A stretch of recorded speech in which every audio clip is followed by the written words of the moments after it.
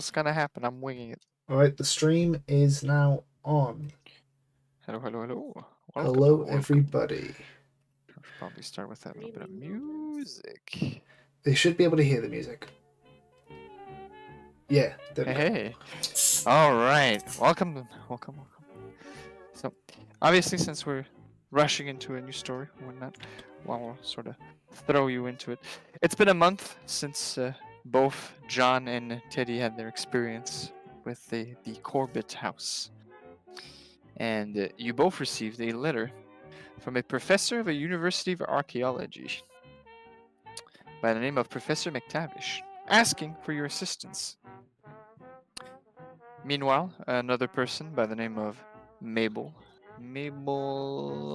Parker Green also receives a similar letter due to her prestigious investigative skills. But after a few days, you manage to all meet up at the location, which is his office in the University of the Miskatonic University. It is dark, cold, it's a rainy day. The sky is forebodingly black.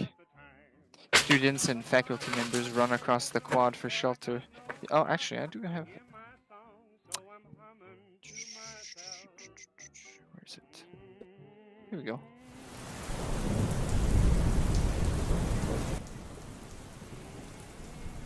Where was I? Oh, yes.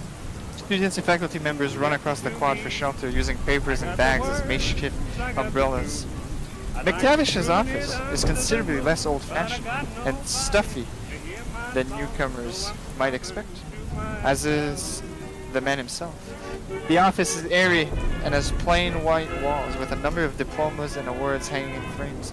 Wooden shelves contain a broad range of archaeological and historical tomes, including a handful authored or co-authored by McTavish. As you're all sitting in the office waiting, an older gentleman comes in and greets you all. Welcome, welcome, I'm glad to finally all see you. I hope the trip wasn't too harsh. Nah, it's fine. Nice to see you too. The train wasn't bad. Marvelous, marvelous, marvelous. See, I have all called you here because I have an important issue. One of my old friends, Professor Rhodes, has been gone on an expedition lately, and it didn't go too well. Pardon me, I'm in lack of words. I'll let the man talk for himself, and he'll slide in a letter. Letter from Henry Rhodes to Professor McTavish of Miskatonic University. Care of Baxter's General Goods, Blackwater Creek, Dunwich County. June 22nd, 1928. My dear McTavish, I am very sorry to inform you that I have been unavoidably delayed in my plans to return to the university. While, as we have discussed in the past, the dig site has proved fruitless, there is still some minor work to be carried out before I can extricate myself from the area. I do anticipate returning to Arkham by the end of August at the latest. Again, please accept my deepest apologies for the inconvenience this extension may cause. In case you are considering sending any members of the field team back to the site, I would recommend against this in the strongest possible terms. As you have probably heard before, it saddens me to say that one of the local farmers has taken a strong dislike to our presence here, and he seems to have some rough associates. While the field team consists of Abigail and me, we probably represent sufficiently little intrusion to be objectionable, but I am sorry to say that an increase in numbers may prove provocative. Abigail sends her love, and we both look forward to returning to Arkham and joining you and Mary for a bridge evening as soon as we can. I am so very sorry. Your friend, Henry. Now, as you can see, it's been several months since the last letter from my dear friend Henry, and I am getting extremely worried about what might have happened. So I would like for you folks to investigate with a well-earned pay if you do find them. I see. Well, considering the dire matter of this, since he did mention how some people were unfavourable about his position there, I I accept this job, as you may say. All right. I think I can find time to help this gentleman out. But I do have to ask though, McTavish, what do you feel might be the rewards for us for our participation in this? Well, it's simply to find another individual with seeing the circumstance of having a probability of intrusion and these sort of issues. The school is offering a reward of $125 per individual that helps finding the location of Henry Why? and I think Abigail. that sounds. That's quite a I think that lucrative sounds really offer. Planning to say yes, but that certainly sweetens it. Marvelous, marvelous. Basically, to give a little rundown, he went to Cada's Rest to do a bit of archaeological research with a few students, and there seemed to be some sort of issue. The students came back; they're all safe and sound here in the school, but he decided to stay with his lovely wife. Continue investigation.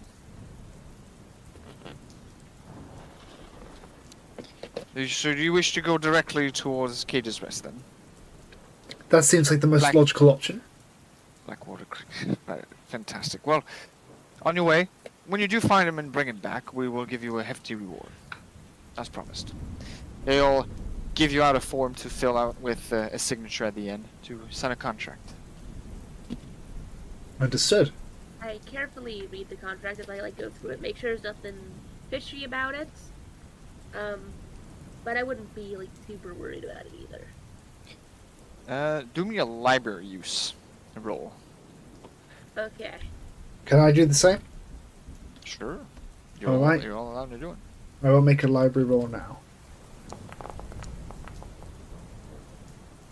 Okay, Mabel. Mabel. Ooh, damn. The way Call of Cthulhu works is you can either keep this roll, you can use your luck to succeed, or you can push the roll. Oh, Pushing the roll means you reroll, and you explain to me what you do to increase your odds of succeeding the roll.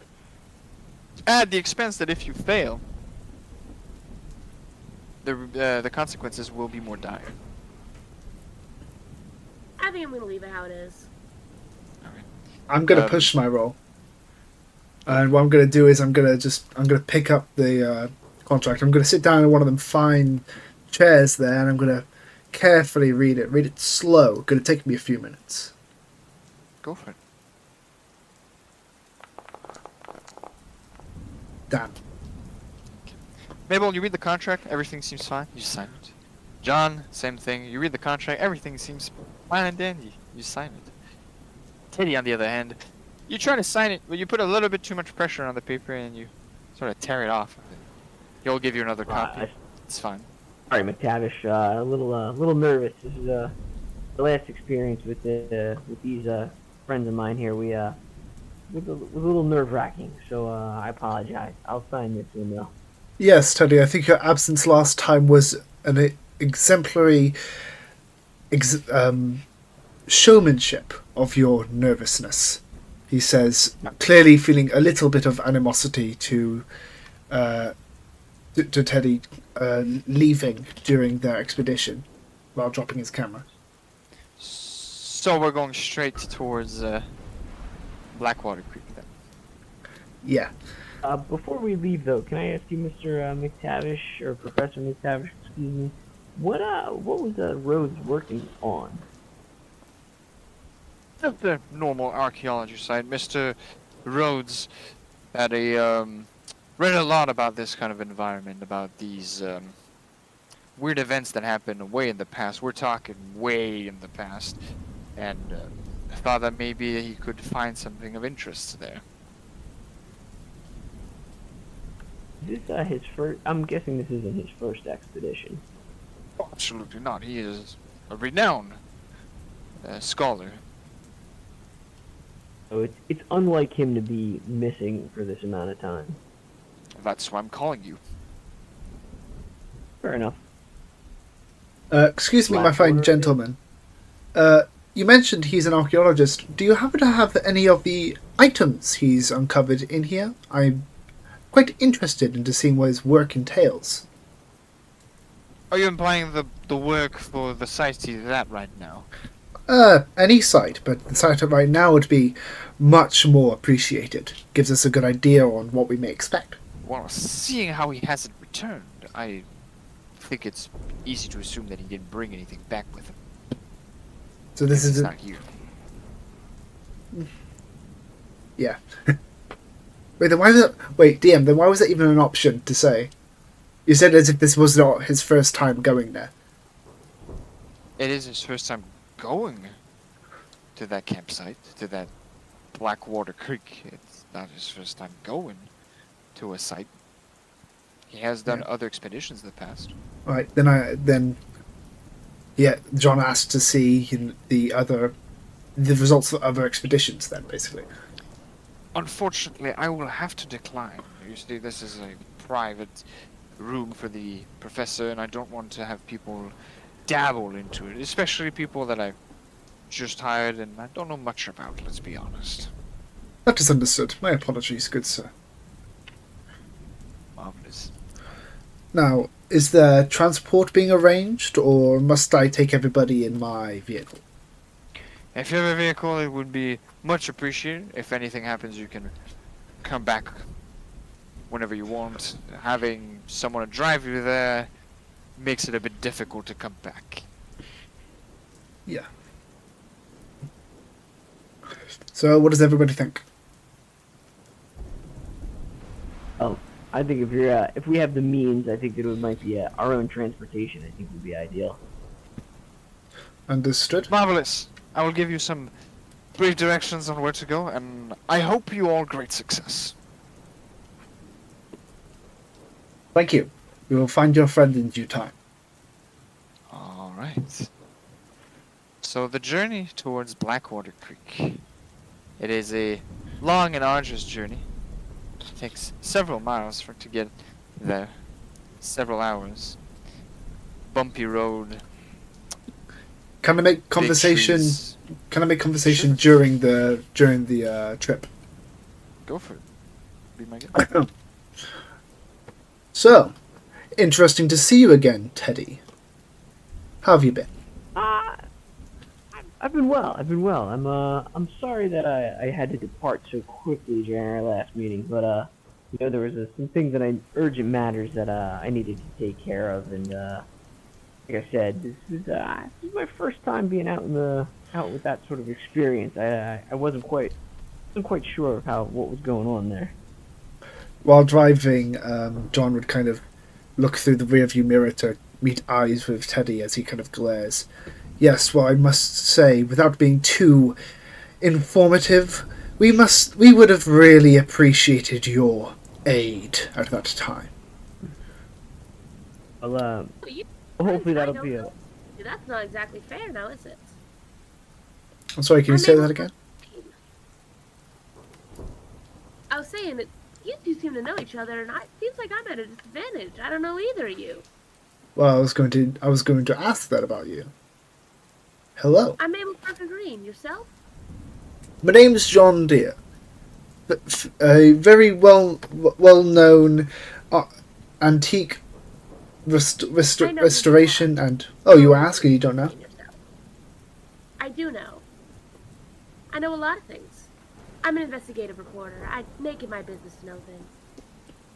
Well, And that's you're good. a bit of a big enough name that I kind of knew already, you know? Well, I've not heard of you, and I feel bad about that. So it's nice to meet you now. Nobody ever looks at the author in the newspaper, do they? Well, on contraire, I just haven't seen your paper. Oh, well. Miss Mabel, I've worked in the newspaper industry before. My name's Teddy Nugent. My friends call me Mincy. I'm a photographer at large. I've done a little bit of journalism myself, mostly from behind the camera, though. Well, it's a pleasure to meet you. Hopefully you're better with a camera than I am. I'm pretty okay, but, it'd be kind of pointless to have you along otherwise, right? Well, you put the words to the paper. I'll show the pictures to show. Pictures is 1,000 words, right? I'll back you up with those. All right. Little friendly As you- rivalry in the car. Nice to see. As you're driving down the road, leaving the city, a few hours pass, and the deeper you go into the valley towards Blackwater Creek, the less and less the population becomes. And as you dive in deeper and deeper, it becomes more of a marsh-type environment. Big swamps. The road becomes very difficult to drive. Do me a drive auto roll, Mr. John Deere, since you're driving. Understood.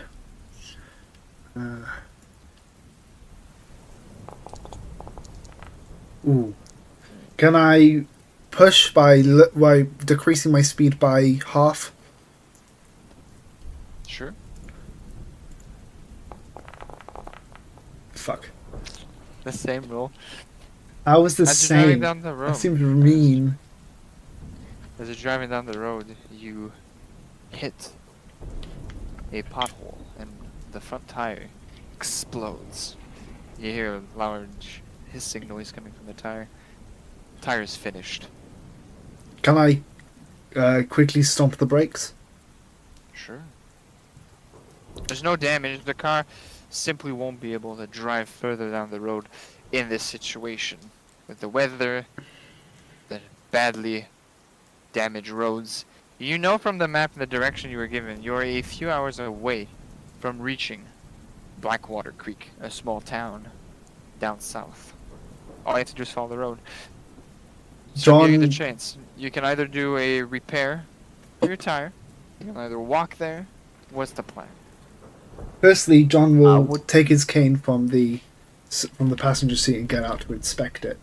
He yells, "Y'all come on out! We got a problem, as you can tell." I get out of the car. I look pissed. You can see the tire completely flattened. Car slightly tilted to the left due to it. You had a car if only you knew how to use it, apparently. John would pause and look up at her, getting up from his knelt stance. "Excuse me, who asked you to be brash and aggressive? Right, there was a pothole. I tried my best in slowing down, but sadly it didn't work." I need everybody to do a hard power roll. A power roll, okay? So open your character sheet, click on the power. Oh my Make sure god! to change the difficulty to hard. Oh, okay. I didn't even know that. I didn't even know No, what that meant. it's when you click on the word power, you can see a regular for roll difficulty switch I thought into hard meant like hard. like like a pure power. Oh, never mind. I rolled worse. The only one that succeeded is Mabel. Alright. Alright, Mabel. While you're standing there and obliterating your allies here, you notice something in the ground. You can hear a kind of regular beat going through the land, slow and deep, just on the edge of your perception. You rationalize this as some sort of a sound, but your perception feels something deeper than that. Like there's a pulse every 40-ish seconds coming from the ground. Do you guys feel that? John would pause for a minute to try and tell, but he cannot feel anything. He sighs. Feel what, Mabel? No, I can't. Do you have any idea, or you're going to keep being snappy? About every 40 seconds, there's some sort of... I'd almost call it a sound, but it isn't quite a sound either. It's something. It's just barely there. You guys can't hear it or feel it or nothing? Not at the moment. Am I able to try and make another power roll by like a push? Specifically, can John put his ear to the floor? Sure. Or does that not work? Sure, I'll allow Right. it. Hard power roll again? Mhm. Alright. Shit. Just a bit over. As you put your head to the ground, try to hear what she's saying. Having a bit of experience with the interesting stuff in the past. You don't feel anything. But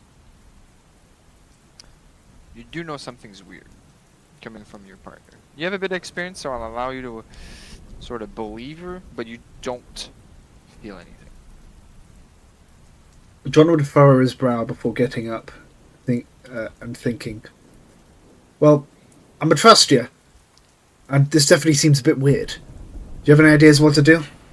I'd say we keep moving forward, but I don't know." Do you have a spare for your car tire? Or... Actually, this gives me a good reason to actually reference the image that I got for the car. And you do have it on it, I think, right? Yeah, so give me a moment to find the image. Give me one Do moment. me a mechanical repair if you want to try to repair the car. Wait. Car. Yeah. So John will think about repairing it, but before he decides to do it himself, he'll ask, "All right, before I get ahead of myself here, are any of you experienced in the repair of this type of automated vehicle? If not, I'll do it myself." I Why am I hearing I'd be cracking? more than willing to help you, but I don't drive. I grew up in the city, so we use the train around where I'm from. Can't be different than a tractor. Can't be any different than a tractor. I'll try my best, but don't expect a miracle. I'm gonna do a roll. Go for it. Fuck. I'm not rolling well today at all. Can I push by going to the glove compartment and finding the manual? Sure, go for it. Fuck. I'm not doing well at all. It seems that you do have the spare, but you don't have the proper tools to be able to change the spare. John would kind of just grunt, annoyed, not sure what to do. Well, So since you got the manual and everything else out, can I, since I said that I try to help him, can I roll as well? John would pause before giving him the manual, saying, "All right, but don't bail." I'm gonna see John. And I appreciate the confidence.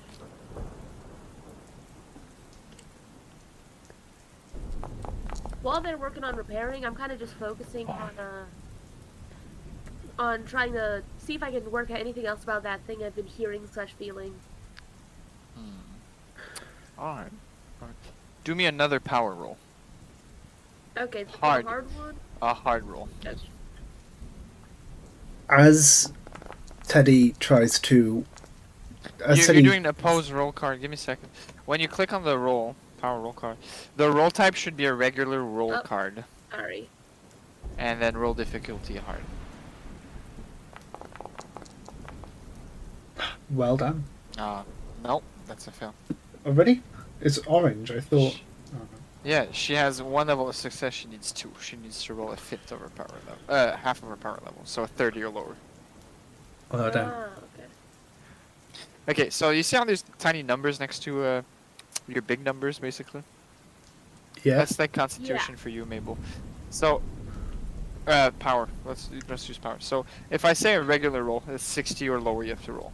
A hard roll, you have to 30 or lower. And an extreme, you have to go 12 or lower. Oh, I see. Right, that makes sense. Okay, makes sense. Alright. Yes, I don't figure anything out. Alright, so I'm leaving you the choice to adventure. So there's a path going south. And there's a branching path into the marshes that you can take. Going off the course. I'll let you explore in any directions you want. John will walk to the back of his car and open up the boot, taking out his rusted spear, as well as his other oddities, such as his marbles and his notepad and magnifying glass.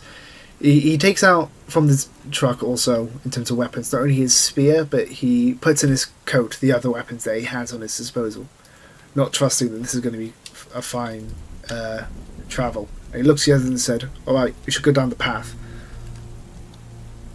Alright, where are we going? Mincy kind of hesitates. Is that a spear, John? John would nod, looking back at the spear and saying, "Well, I'm a man of antiques. Sometimes people come in with the strangest of items. sell it. I can't. They sell it, but I can't sell it. I keep it for myself. You see? It's a hell of a thing to keep in your trunk, John. Stands out a bit, don't you think? Yeah. Well, after the last thing that happened, well, Teddy wouldn't know. He says, giving Teddy a slightly annoyed gaze. I'd better become prepared than nearly die.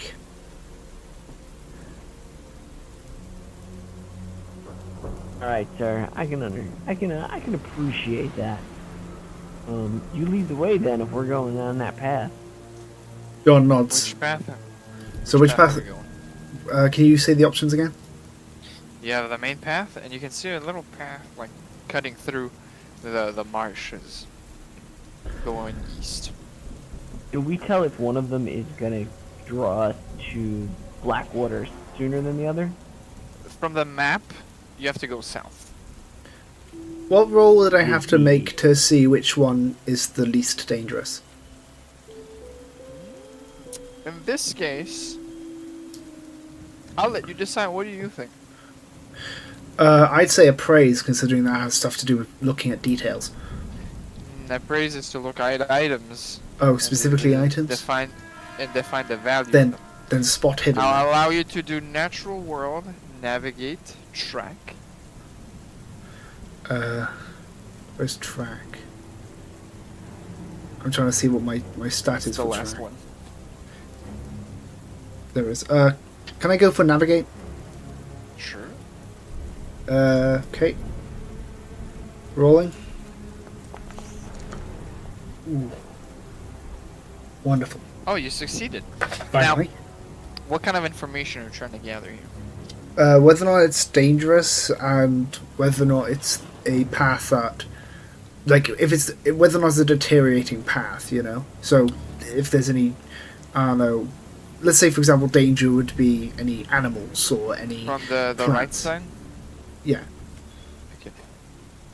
From what you can know from navigation and whatnot, you can see that this path has been traveled a lot in the past, but not recently. And it seems to be kind of barren lately. You can see tall grass growing where the path is. Slightly shorter than the environment, but you can see that it's been a while since people have been there. And that's compared to the other one? Oh, The rest is just a normal street, just a lot of heavy damage on it. alright. John would turn to them. That path there clearly ain't been used in a while. There's usually a reason for that. I don't think we should go that way. Right, so just straight down the street down south, yeah? Down south it is. Any of y'all want to take one of my items from me just beforehand? I got a garret and a blackjack that I'm willing to give one of you, as long as you give it back after. Blackjack and a what? A garret and a blackjack. Basically 2 melee weapons. Unless you've got ones already on you. What do I have in my possession? I have brass knuckles. And that's about it. So, I'll take one of them, whichever one you think I might be able to swing. I think you're capable to swing either of them. You interested in a garret? Sure. Alright, I want to I'm give gonna transfer her the the garret. Garrett to her. Yes, please. One second, it's against that movie. I'm not allowed to.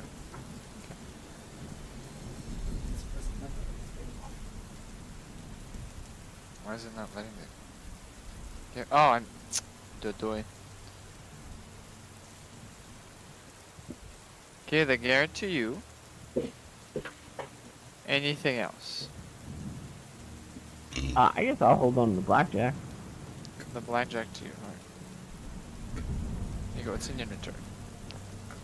You guys better make sure that stuff's on hand. If anything happens, I don't want you hitting the dust. Now, Alright. we ready, fellas? The rain is pouring hard. Are we going south or east? South. We'll head south. Alright. Well, you have control your character. John would take his cane and start walking south. every other step would be met with a wooden tap on the stone of the street. I am still on the room, Mr. Oh. Tavish's room. Oh yeah, same. The door. The door. Oh, shit! All right, I thought Here you we meant go. control as in like. All Thank right, you. we're gonna Whoa, split whoa, up. we're going apparently we're going south. I don't know. East. Which way is south and east? Okay. Let's not get ourselves too far ahead of ourselves. So we're going east or south? I mean, we already have We people going. go- Go south. We agreed south like So 3 we times. just accidentally went because we were confused there. Yeah, Oh, good. we got confused simply. Go for it. All right, south.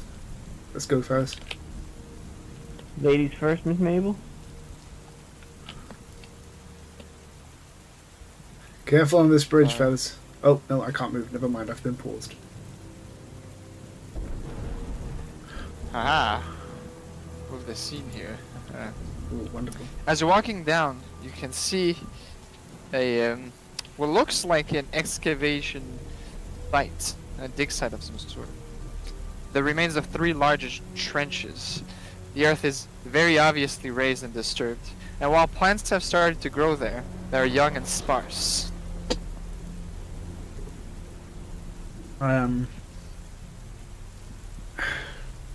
Is there a path to not go across that, or is it the way You- specifically? It's off the path, so you can, like, it's on the side of the path, so you can either go to it, or you can keep going. Guys, I think I'm gonna wait here. If one of you decide to go over there, that's clearly disturbed, and I don't think that terrain is going to be very sturdy. You know.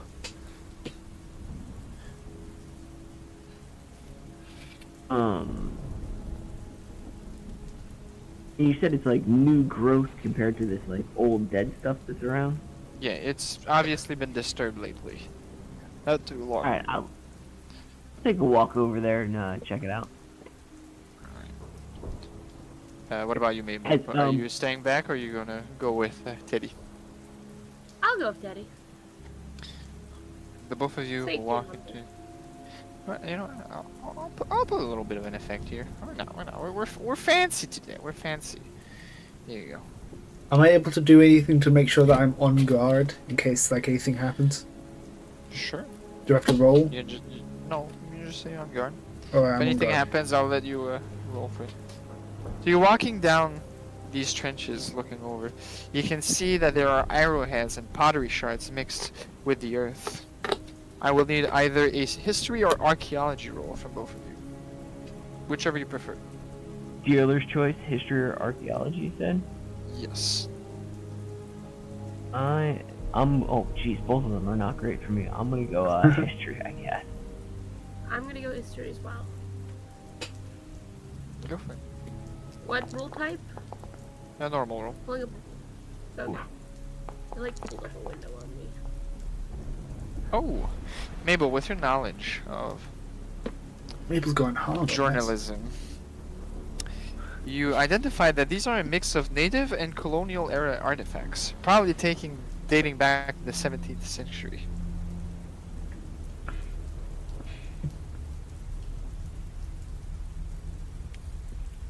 Saw the information given. Yeah, sorry. John yells to ask if they found anything over there, seeing that they've stopped to look at it. Just some colonial artifacts, nothing really important. Oh, an artifact, you say? Nobody's interested in it. Could you bring some of them You over know, here? General thing. And can I pick something to pick up to take back to him? Sure. I'm gonna pick functionally at random. I'm just gonna pick something up. That'll do. Something catches your eye. Some sort of red dagger. It is very old and out of place compared to the rest of the stuff. It has a orange-red color, a bit like rust on it. Huh. Interesting. Yeah, that's what I pick up. You're gonna show it to Mr. John? Yeah, I'm gonna go show it to John. Alright, John. I'll allow an archaeology roll. Archaeology, do I not use appraise? Because he's looking at it. If you want to use the praise, go for it. I'd rather do that, yes. Right, I'm roll for appraise. Ooh. I want to push by pulling out my magnifying glass and just really looking at it from his coat. Go for it. Oh, I was too above. Damn it.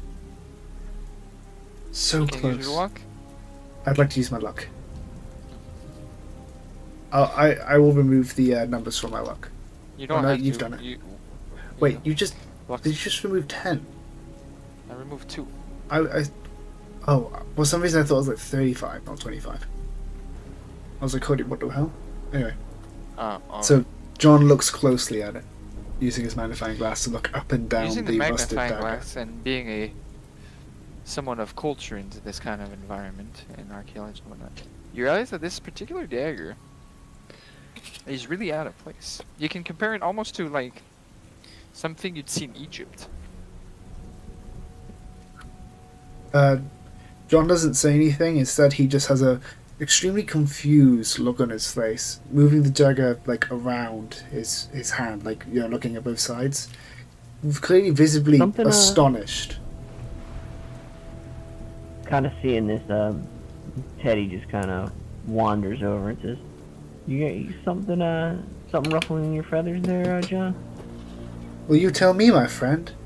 If I'm going to be right, we're in the United States of America. This is from what looks to be Egypt. Long ago. Don't even know how it got here. How could it get here? Did you not find anything else similar to this? Everything was colonial era. Looked pretty normal except for this. John would pause for a moment. You could see, with the way his eyes were moving, a bunch of numbers and dates were going through his head. He was trying to piece it together. But clearly, as he did this, stuff just wasn't coming up right. It wasn't patching together. So he would slowly open up his coat and put the dagger into his coat. I'm going to have to take this home after this, and I'll take a further look at it. See if there's anything in my books. Once I have, I'll call you up and see if you want to know what's happened to this. I definitely will want to know, especially since it's my find. John goes into his other coat pocket and pulls out what looks to be like a paper business card thing. Because I don't know if they have laminated stuff at this time, but like a card, right? And he gives it to Mabel, saying, "If we get back from this, here's my address. Find me at my shop." And I'll tuck it away into a pocket where I think it'll hopefully stay dry. Alright. So, Thank you for finding that, are we leaving Mabel. this area, or are we proceeding? I think it's best we continue. Don't you guys think? I think so. I would say so. Alright. There's a bridge up ahead. Well, you notice that the riverside next to it is empty. There's no water. That's weird. It's barren. It's dried out. But you can see a town up ahead. John would go on the other side of the bridge, but continue looking at the river, just trying to see if there's anything like at this area to see why it's gone dry, and how recently it went dry.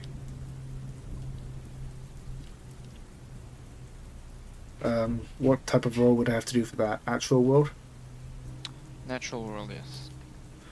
roll. Ugh, nah. I'm not pushing. He sees nothing. I like to just kind of like look like up and down river and see if there's anything like you can see from like the bridge or as we're crossing over. If there's something out of the seems out of the ordinary that would just kind of give away the fact that it's like all dried up. Give me a natural roll. Unless you have another type of roll you want to argue with. Now we'll go natural. But that's a don't? big factor. It's empty as far as you're concerned. You don't know what is going on. Alright, I'm not that concerned, so I'm gonna keep walking with John and Miss Mabel here. Alright, fellas, let's keep going. Right.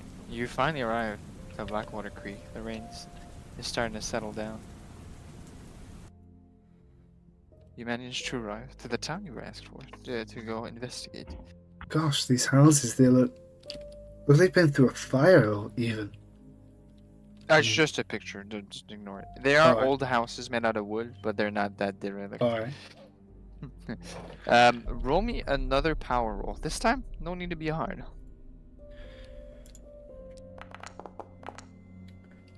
Fuck. What kind of roll did you say for all of this? Power roll. Just a normal one. Hour. Okay. Is there any physical way I would be able to push this? I don't think so. Not really, no. Damn it. Alright, so you said power. Here we go. Oh, jeez. Not None rolling of well. you. Mabel, on your end, this faint sound you were hearing now sounds more and more like a whisper. You can't tell what it's saying. You don't know the language, the voice, or anything discernible, but it sounds more like a whisper than a heartbeat now. Interesting. Was interesting. He says, turning back. Remember what I mentioned about the sound? That His- I wasn't sure it was a sound. His brow furrows It's a as he sound. nods. It's a what? It's a sound. It's a sound. It's whispers. Alright, you arrived at the town square, and calling Blackwater Creek a town is an overstatement. It has some basic amenities. You can see a general store, a church, a few shacks here and there, but not a big population. Hmm. You can see some Are there any kids people playing around? around. You can see some kids Okay. playing around. At one of the houses, you can see an old sort of gentleman rocking his chair back and forth. But other than that, town seems pretty barren. John, after hearing what Mabel said, would put himself more on guard, not trusting this at all, especially not after what happened in Mr. Corbett's home. Mr. Keeper, can I ask a question? Did Go for Teddy acquire a new camera since his last mishap with John at the Corbett's? Sure, I'll allow it. Alright, cool. So, Teddy, just as we're walking through, just starts taking, taking some pictures, focusing on some different things, just trying to get, an idea. Using the camera more as just kind of a cover to look around and see if he can, pick up on anything out of the ordinary while they're walking through. As they walk, John's cane went from a wooden clack against stone to the to wet sloshes and squelches as it hit mud, and he'd look over to Mrs. Green and say, "Hey, listen, I want you to try and, if you can you make out what them whispers are saying? I don't trust this one bit." I'd like to try to focus on the whispers, see if I can make anything else out about them at all. For now, you can't. Nothing, just whispers. Too faint to really make out. John nods and pauses for a moment before pulling out his journal. You guys can't hear them.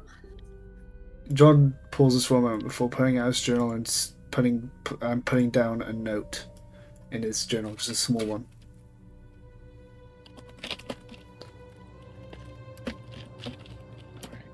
What do we do? Well,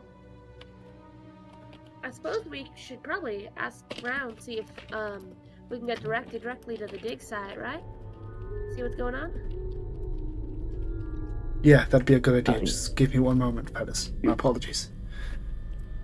You are quite the investigator, Mabel. I'd agree. And with his camera looking around, does Teddy, does Mr. Mincy notice anything out of the ordinary? Do me a spot hit.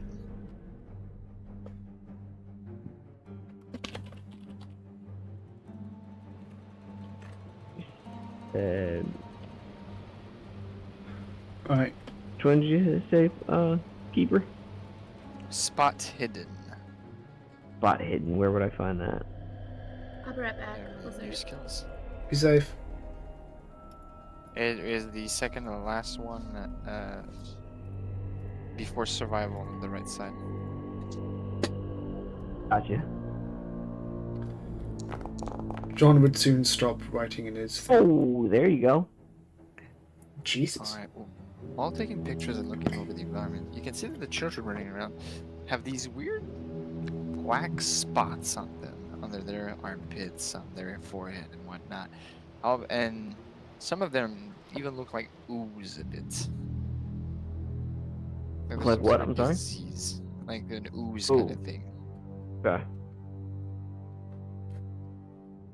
I kind of just nudge John, kind of like lean in a little bit and say, Mr. Deer there, do you see those kids?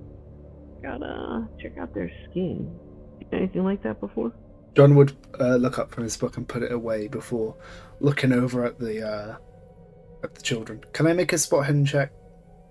Sure, I'll allow it.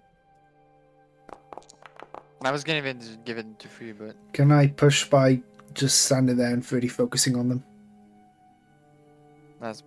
you're already focusing on them. No, as in like, you know, when you take a few. Do you know that thing people do? Or is it just me who does this? When you stand a few steps forward, you lean over and Alright. you squint your eyes. You know.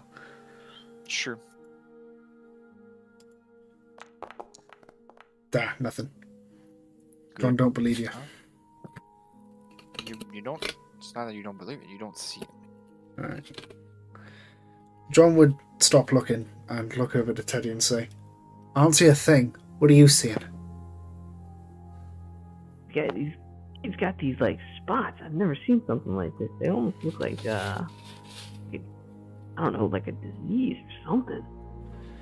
John I'm would not kind sure of. Sorry, threw you down. I'm not sure how. Man, I don't know about you, but I don't need to be exposing myself to any of this sort of stuff. John would kind of just look at Teddy for a bit, kind of like furrowing his brow a bit more. It's not that he doesn't fully believe him, but after what happened in Corbett's house, he doesn't fully trust him. So what he says is, "I'd knock that up to probably being the chicken pox or the flu. That stuff's horrible nowadays. Either way, best we keep away from them, eh?" What did I miss?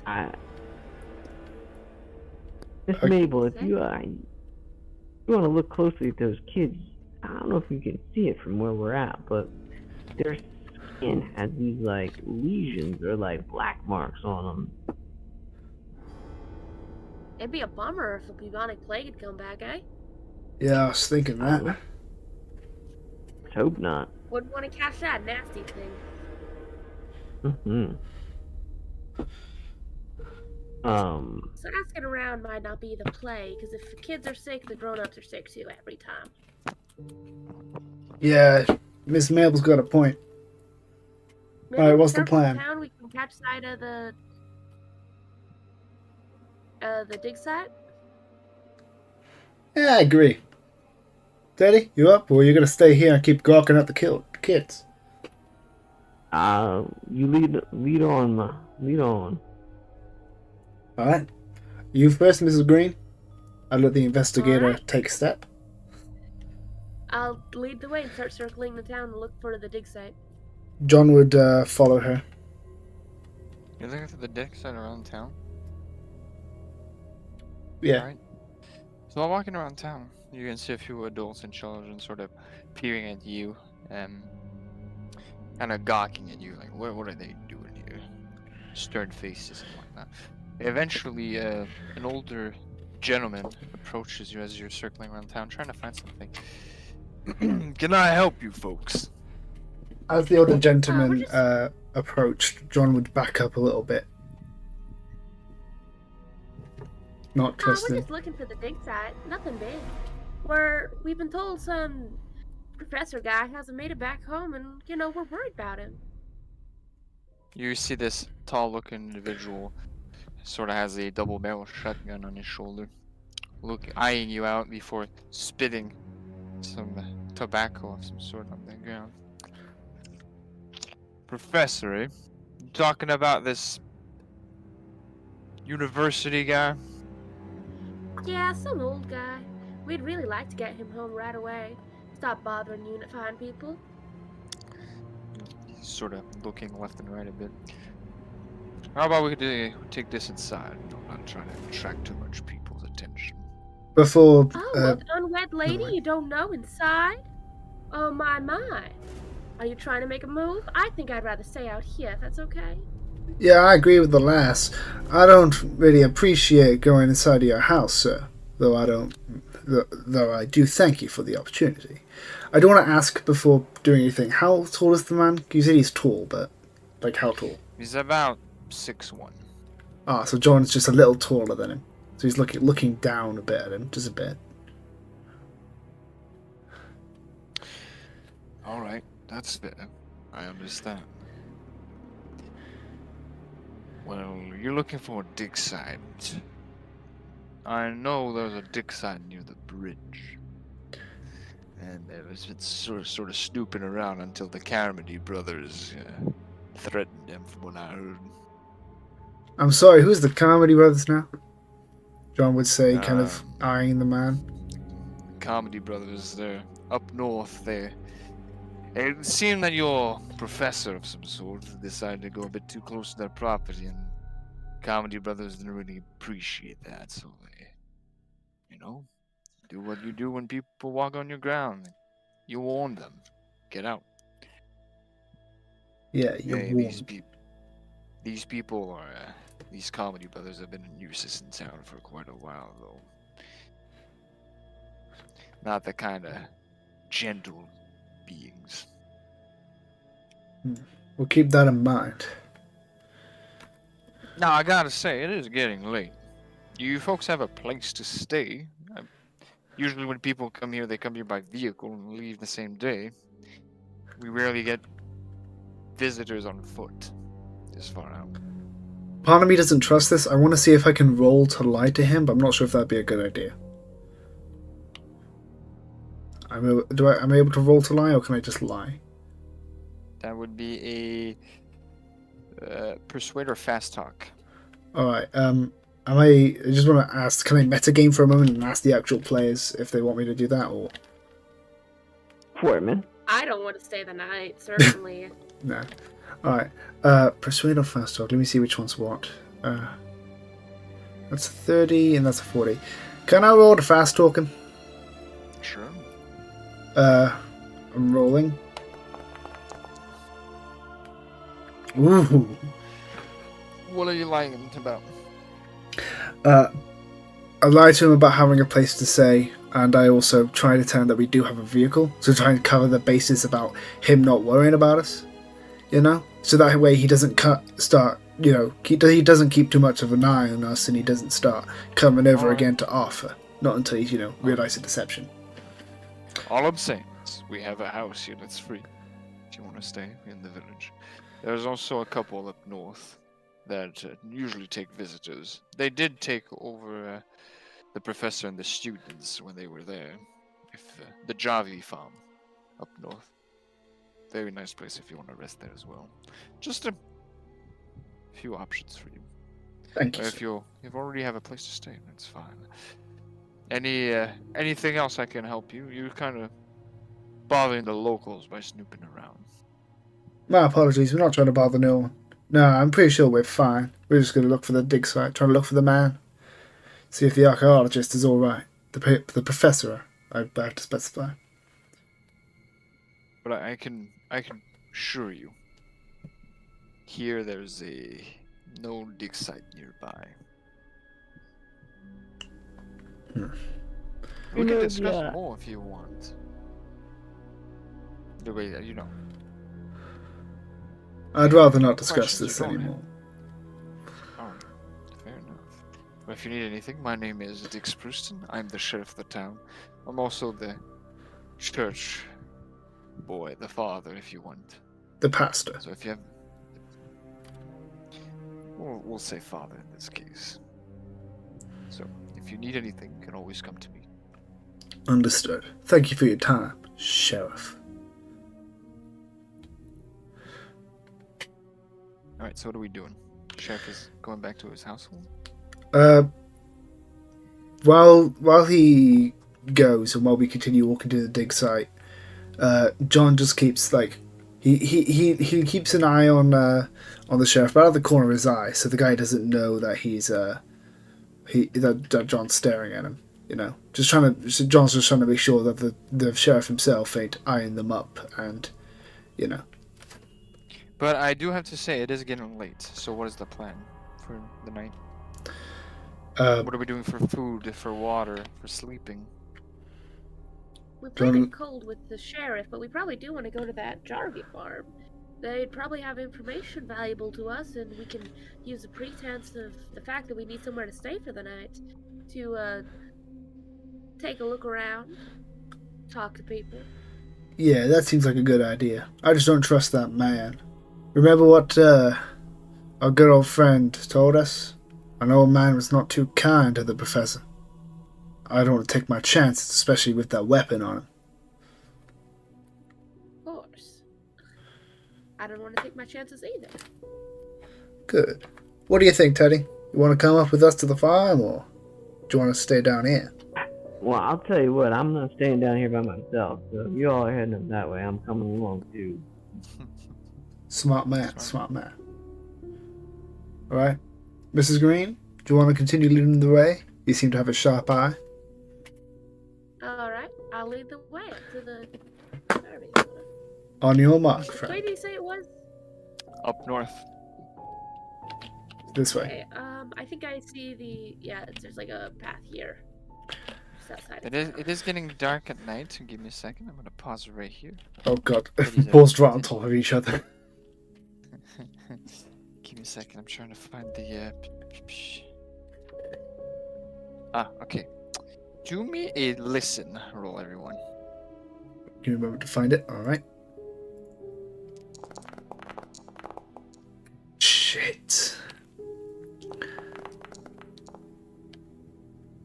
Oh, Again, she's the only one who Alright. succeeds. Mabel, the three of you are going past the woods, going next to it while going up north, and you notice something very strange. There's no sounds of animal life coming from the woods. Not a sound, not a bird, not a cricket, nothing.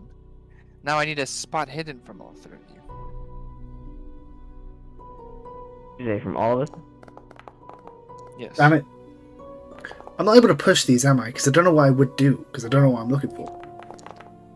Exactly. Can I say that? I'm gonna push because I'm Actually- gonna take out my camera and I'm gonna keep looking around. So can I try to push that? Go for Actually, it. I can say because John has been he did say he was trying to eye up the sheriff, and also because of everything that happened Can't- last time, he's going to be can't- paying quite attention. Counter argument though. What would be the failure for pushing that roll? He lets his guard down a bit, feeling he's fine, Sure, I'll allow it. Teddy, you don't see anything. which might, Very interesting. and I'm handicapping myself here, but it may cause him to have a slight disadvantage, or maybe just a harder roll if he. Don't worry about it. he- Just roll. Just roll again. Damn it! The two of you don't see anything interesting. Mabel, you notice that the undergrowth on the edge of the woods have been disturbed, as if something large has been dragged through it. You see a few smears and splatters of long dried blood looking into the woods in the direction of these drag marks. Something's happened here, boys. What- You hear that? The wood's too silent, and there's drag marks. Something's been dragged into the woods here. What do you mean a drag mark? Point to it. Show me. I point to the drag mark. Does this mean I have to make another spot hidden check? No. If she points it out, it's fine. Jesus. What the? What do you make of that, Teddy? I don't know. I don't know what would have been dragged. I mean, it had to be something pretty large to be dragged on through here like that. By Does it somebody happen to large. look- Yeah, just does it happen to look dead body size? I was gonna ask that. Yeah, does that it is happen? bigger. It is bigger than a human that's been dragged. Either this is some sort of animal like a bear, or this is a couple people being dragged at once. I don't know which one you want to go with. Either way, I think we shouldn't be letting our guard down just yet. What are we doing? Y'all want to keep going up this Not way? much for us to do except, yeah, not much for us to do except continue to the Jarvie farm. At this point, we better keep an eye on, especially on those woods. There's something really wrong there. One second. Quiet. John will pull out the rusted knife, kind of like, because he doesn't want to pull out his cane sword yet. But he'll pull it out to keep him, just in case anything happens as he starts taking the lead, walking up to the farm. Give me a second. I will load the farm.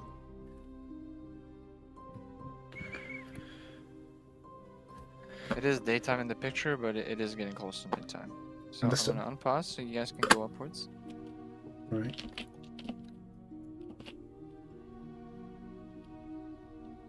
I'll move Teddy because he's a bit slow.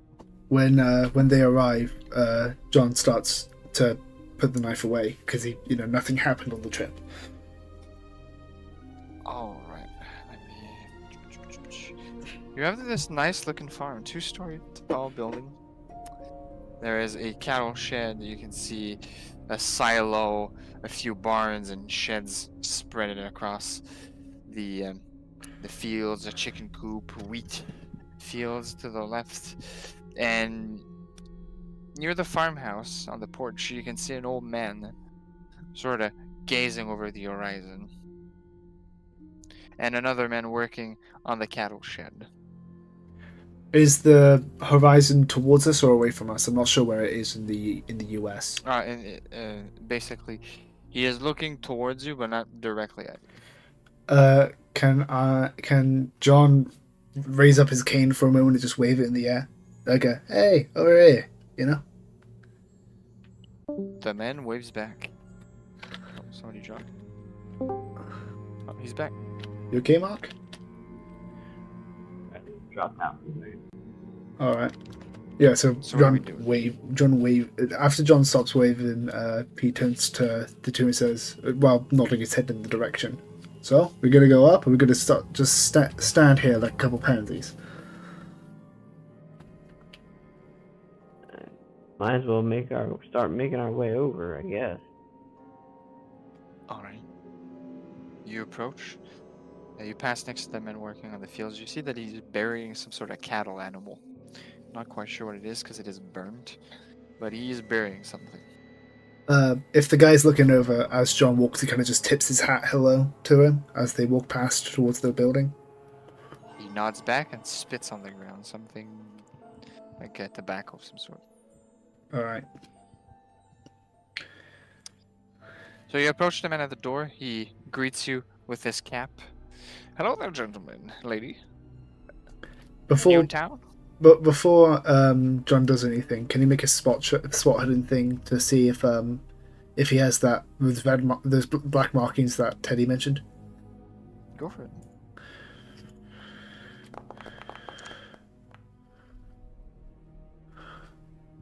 $27. Success,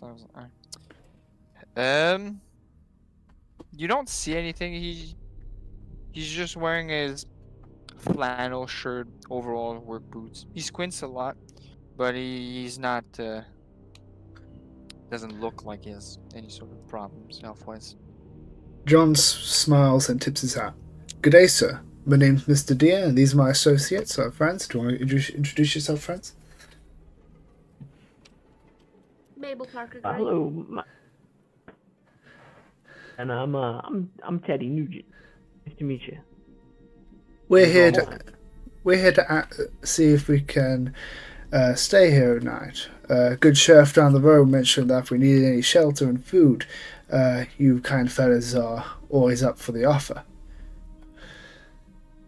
Yeah, Spruceton says a lot of things like that these days. Let me introduce myself. My name is Malcolm Jarvie. You've already met Old Pete over there. Nice to meet you, Malcolm. Well, certainly we do have rooms for residents and want to stay the night. A bit of a pickle. What? Please come on. We'll invite you into the nice household. Thank you very much, sir. As you enter, you smell this sweet pie with smells like fruit, but an odd fruit. You're not quite sure. It smells like fruit. a bit of a mix of apple, peach, strawberry. It smells interesting. Does And that he grow invites in you to the America? nice. He invites you to this nice household. Yes, those fruits can grow in America. All right. So what brings you around these parts? John looks over at Maple, hoping she'll explain. Well, a friend of a friend's had a little bit of trouble down here. Hasn't returned. Not trouble, I'd say. Just hasn't seemed to find his way home in a while, and we're coming down to check on him. I think we may have heard he might have stayed with you, but I'm not sure. What was his... He was a professor working with the university? Yes, Professor Rhodes, I think, right? Yeah, that's him. Yeah, he did stay a day or two with his wife. Nice couple. Last time we heard about him was from his students. Students were a bit frightened, decided to stay with us. They got threatened by those goddamn Carmody brothers. But, yeah, they stayed a few days and they said they were going back to university. I thought the professor went with them. I see. We ain't heard of the professor nor the student. I did mention the student in the beginning, but nobody wanted to question them. Probably should have gone and talked to them before we came here. You know, Hello? hindsight's 2020 though. Yeah, so I don't know what to say. John just kind of gestures over to one of the others, Now, see if they'll continue. Before I greet you to your rooms, I'm assuming all of you are, a bit hungry, right? It's getting late. Yeah, I say a few of us are a bit famished. We've been on the road for quite a while. My dear wife Edith makes the best pies. Oh, please come on in, come on in. Oh. I'll invite you to the kitchen. There's a nice meal on the table. You can see a pig that's been roasted for several hours. Vegetables, fruits. A nice, almost banquet kind of thing. Mm. And you'll have Jarvie, the Jarvies, Malcolm, and her wife, who greets herself with a small bow. She's putting in pies on the table. And after a few minutes of sitting down, getting ready for your meal, a bunch of people from outside are coming in, including old Pete and a few other individuals. As they come in, John tips his hat to them. These are people that work on the farm. Don't mind them. They're nice people. And this, wait, I'm looking for the name before I say anything stupid.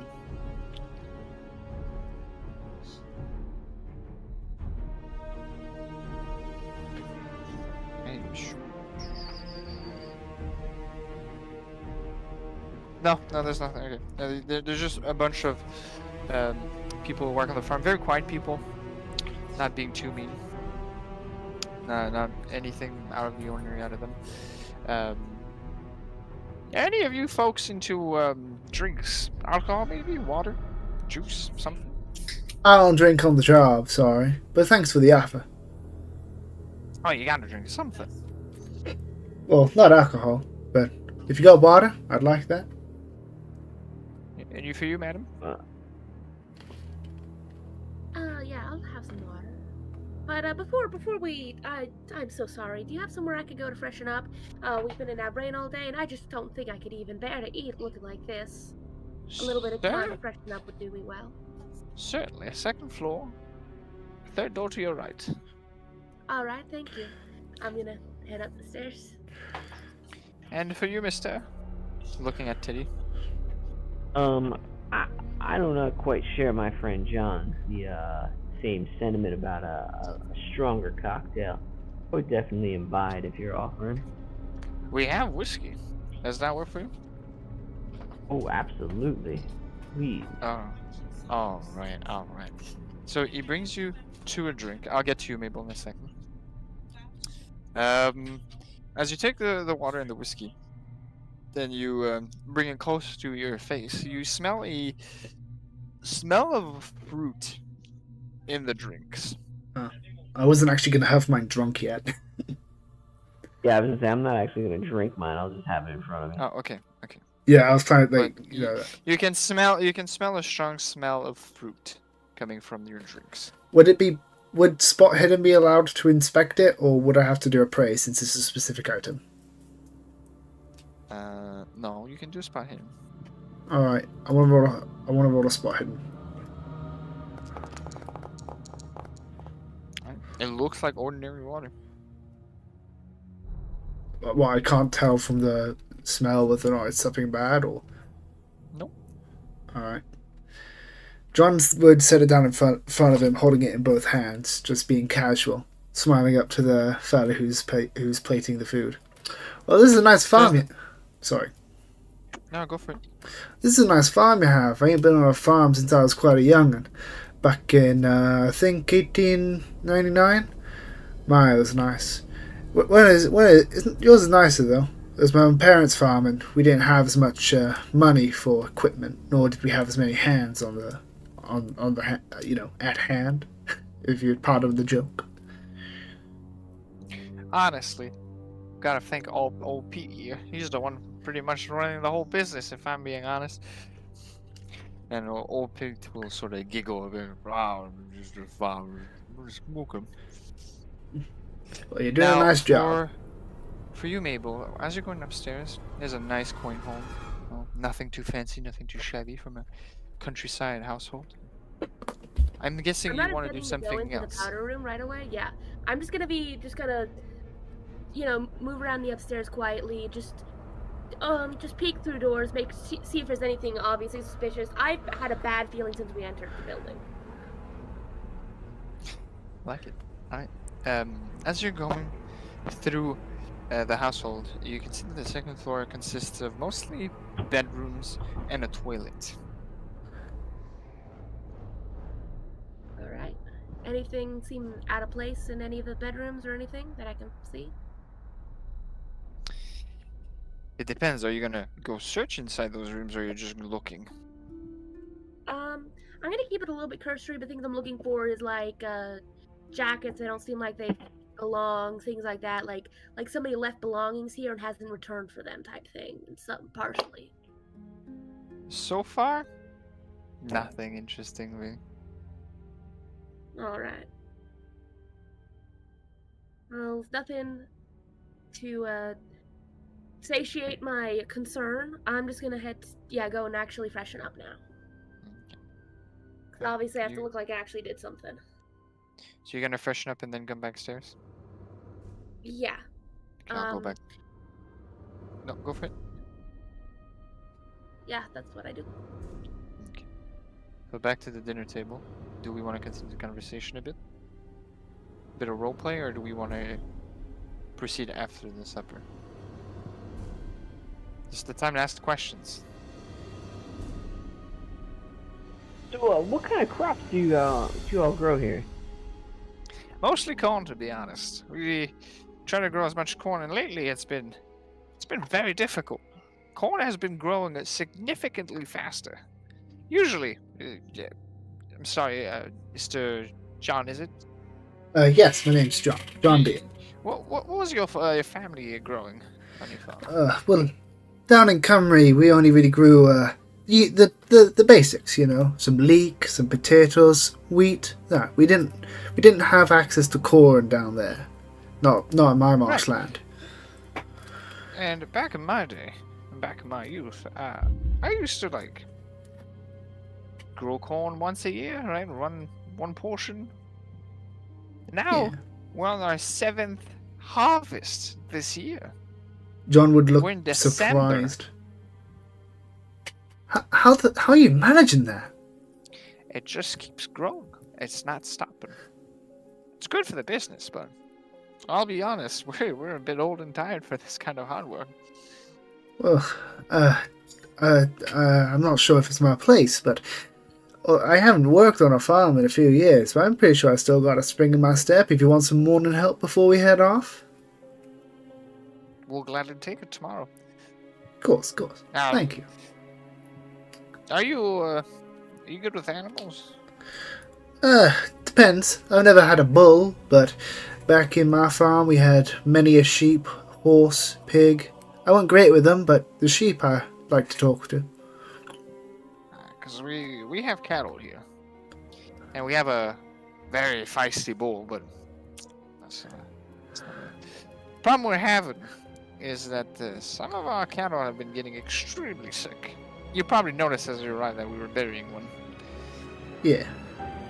So Do you happen to We know might- what it is? I have no idea. Some sort of black, gooey thing that comes out of their intestines. It's not edible. Don't worry, the food we're eating here, nothing like that. Well, yeah, tomorrow morning we might just go through the cattle, see if there's any sort of problems. And if there is any sick creatures, we'll have to kill them, burn them, and bury them. Alright. Now, although I offered my help, I'm not looking... when- Oh, sorry, you first. I was gonna say, when did you all start losing these cattle? Is this something that's just come up recently, or has it been going on for a bit? A couple of weeks, I'd say.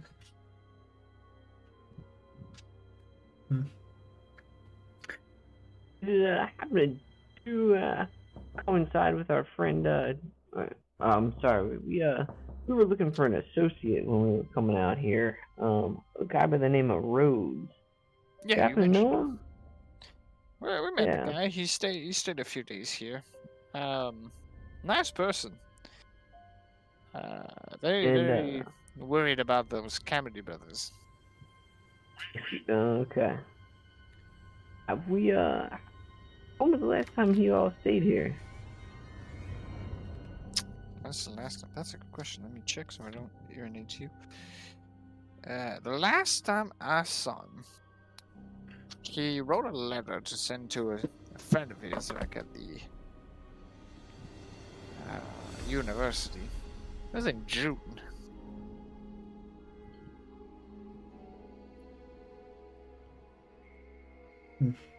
Alright. Could we see the room happening where he stayed? Certainly, it's the room you're going to stay, all three of you. Second floor, second door to the left. If you want to go, then feel free. Now, I need to know, did any of you actually eat, or are you just sitting at the table? Okay.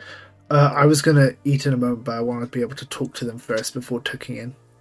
Okay, well, I'm gonna let Mabel join the conversation if she wants to come back downstairs and Okay, yeah. eat part Yeah, of I it. get back in. As far as eating for me, I want to specify, I'm just gonna kind of make it seem like I'm eating, maybe have like a couple nibbles, but maybe but be ready to give the excuse of not having much appetite. I'm worried, I'm nervous, I'm on edge. Alright.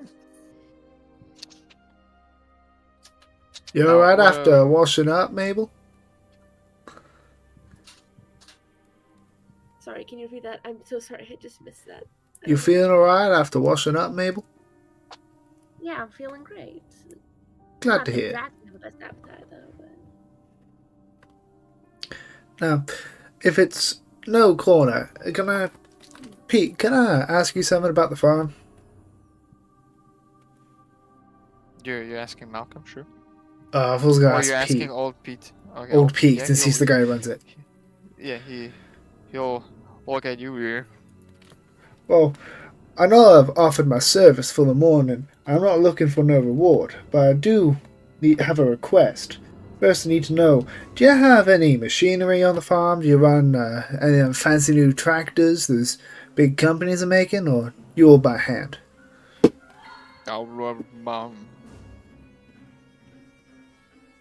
What? He'll sort of spit some of that tobacco in his mouth.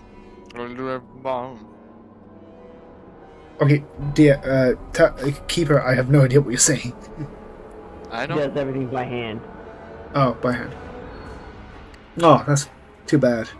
Because you see, on our way here, my vehicle, I got one of them new vehicles, and the tire went and popped on me. We couldn't fix that ourselves. We were hoping one of you guys could know, but if you've got no equipment, I'm not sure if you guys got any experience in that, do you?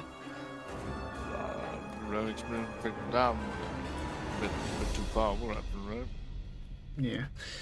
Never mind. It was just a guess and a request. I'll be sure to help you in the morning, free of charge. I have no idea what you're saying. I'm sorry. It's That's the whole point. damn it.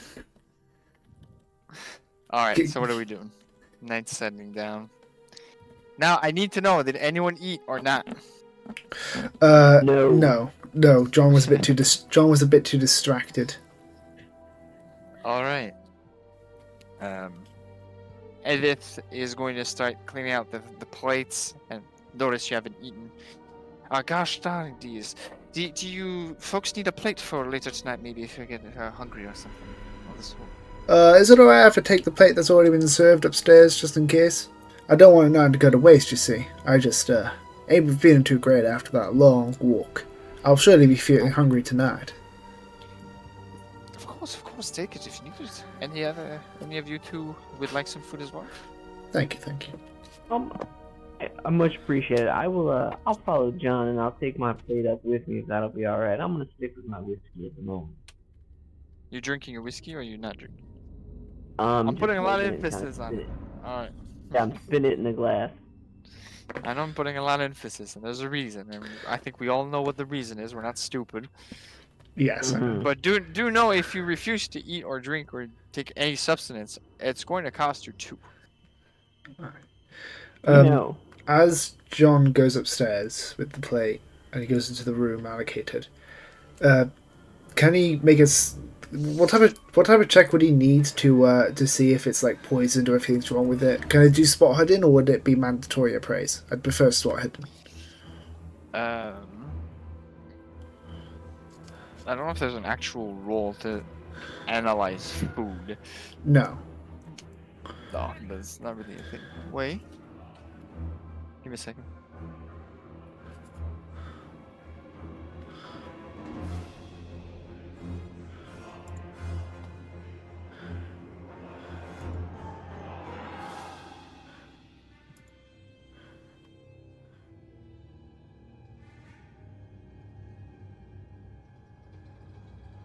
I just want to give you a heads up too. We're getting hit with some pretty bad thunderstorms here at the moment, so if for some reason they drop out, I'll try to hop back on.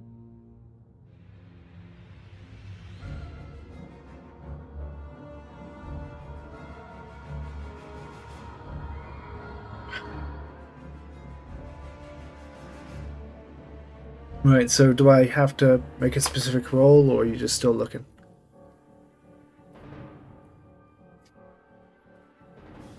Yeah, it's raining like crazy outside. Alright. Talking about raining like crazy. No, I'm just kidding. Now, I'm assuming you're all going to your room upstairs? Yes. Am I able to do that check or?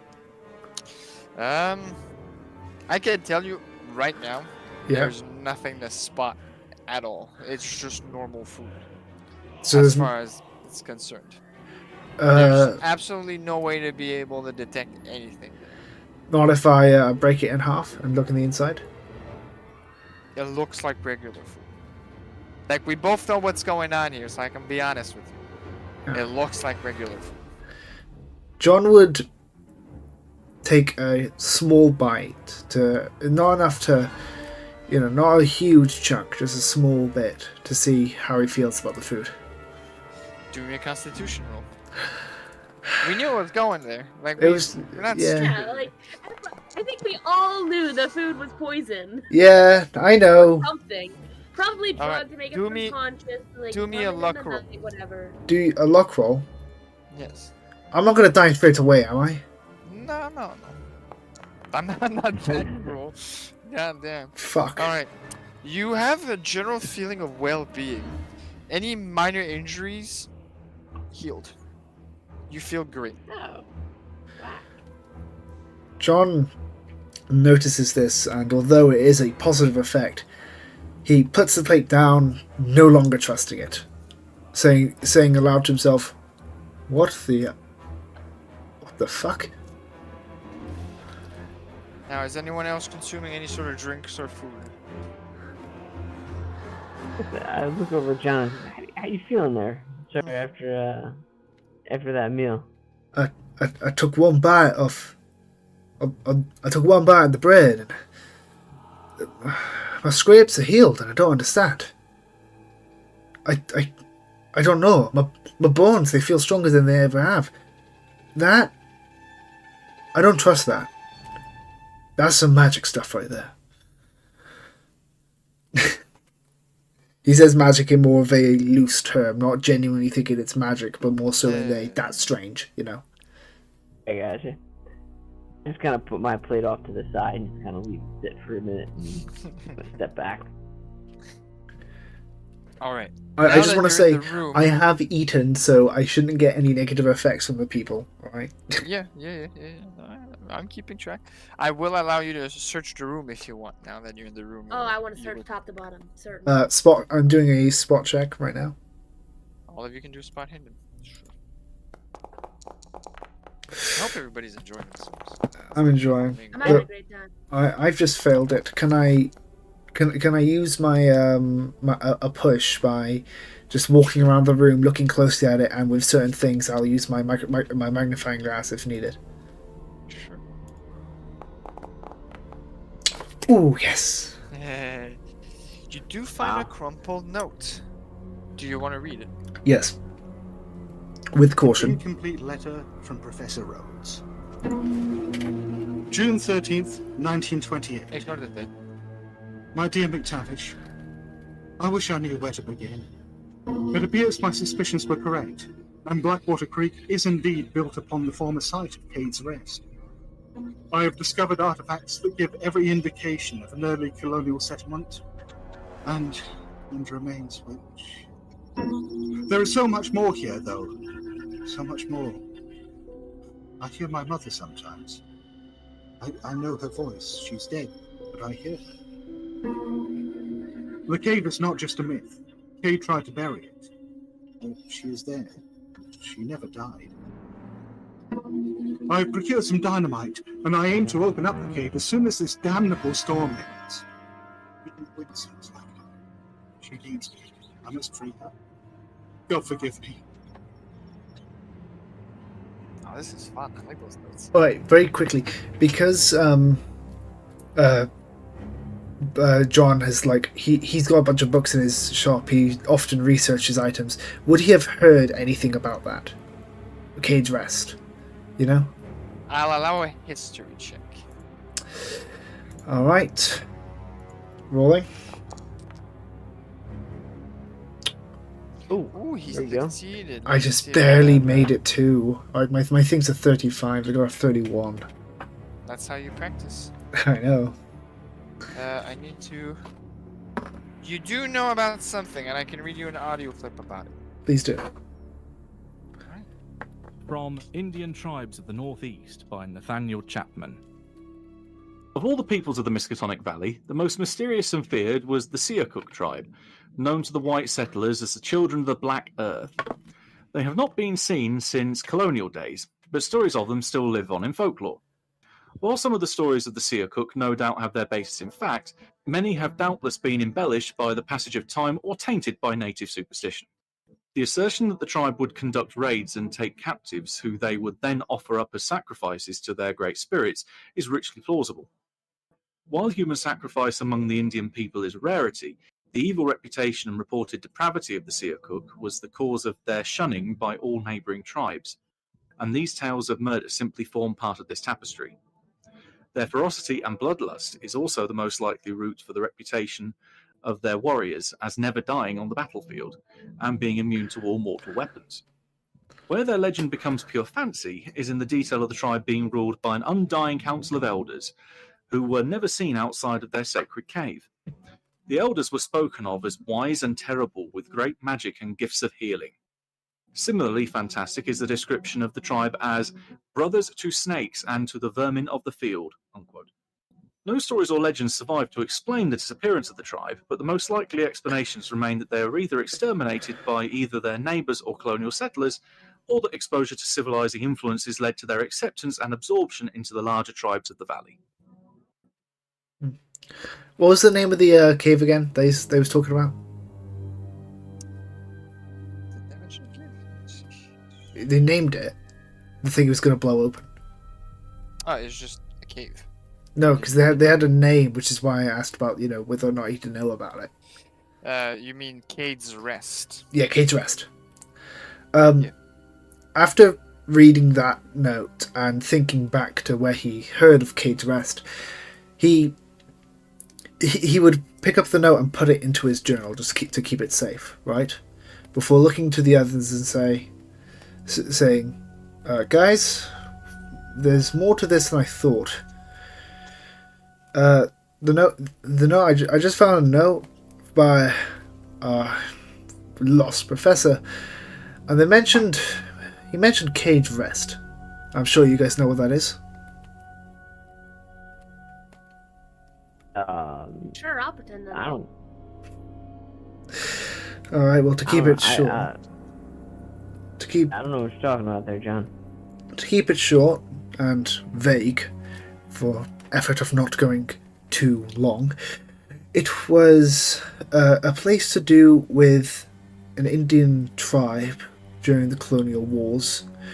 They were known for having warriors that were thought to never die and be immune to mortal weapons. Of course, this was likely just them being very strong. And there was superstitious theories and thoughts, bits of history that seem to be tainted by their religions, of them having an undying council of elders, very wicked people. I don't know what this means yet, but I think we're coming onto something a bit more troubling. Teddy, if you know what I mean by that, if you remember what happened in Corbett's home. I do, sir. That is a bit concerning for me.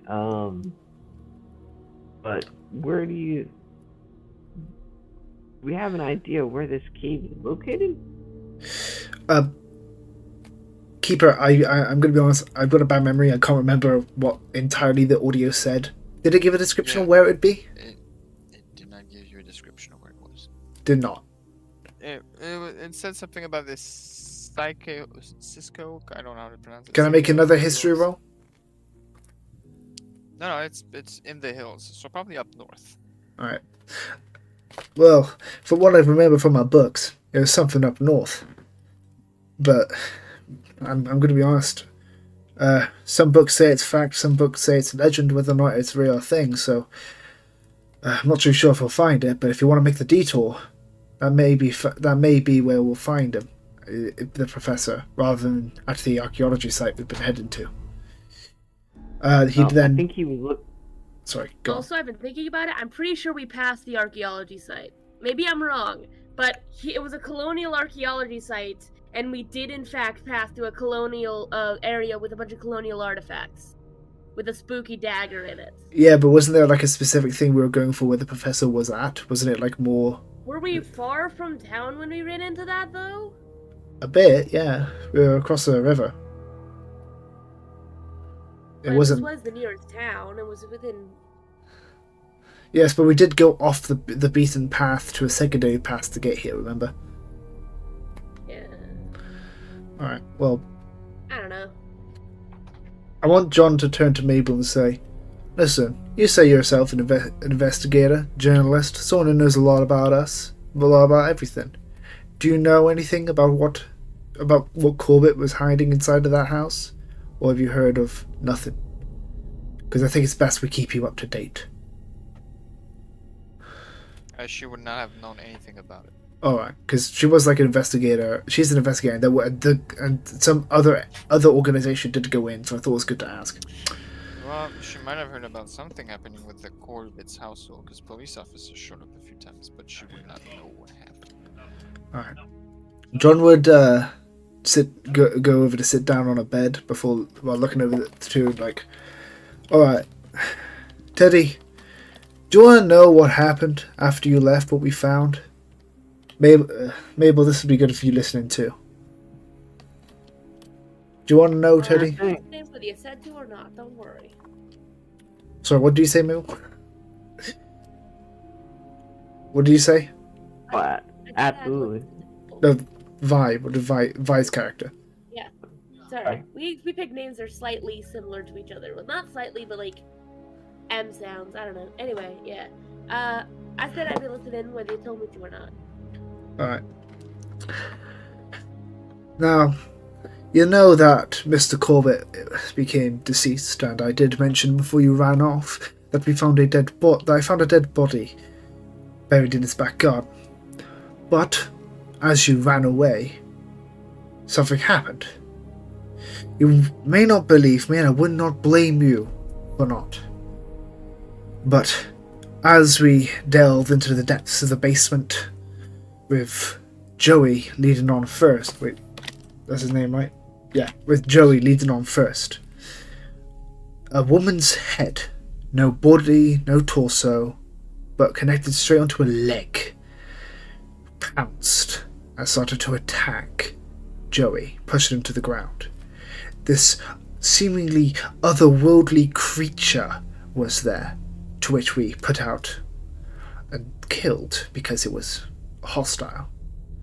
Not only that, but when we got down, behind a bookcase was sounds of demonic crying, like some sort of demon child that I didn't dare stay longer to see, because if what we just saw had any indication, it was something truly unnerving. Now, with that context, I want you to know why. I hope you now know why I've been so, how do I say this, on guard during this. Why I've had so much untrust for you running away again after that's what happened. And now I wanted to preface that if we go to this new location that I've heard from this note, we could find similar things. Are you guys okay with this? You say run away. I was just looking out for my own interest.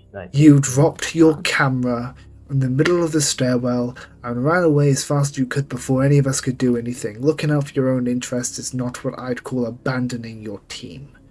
Right?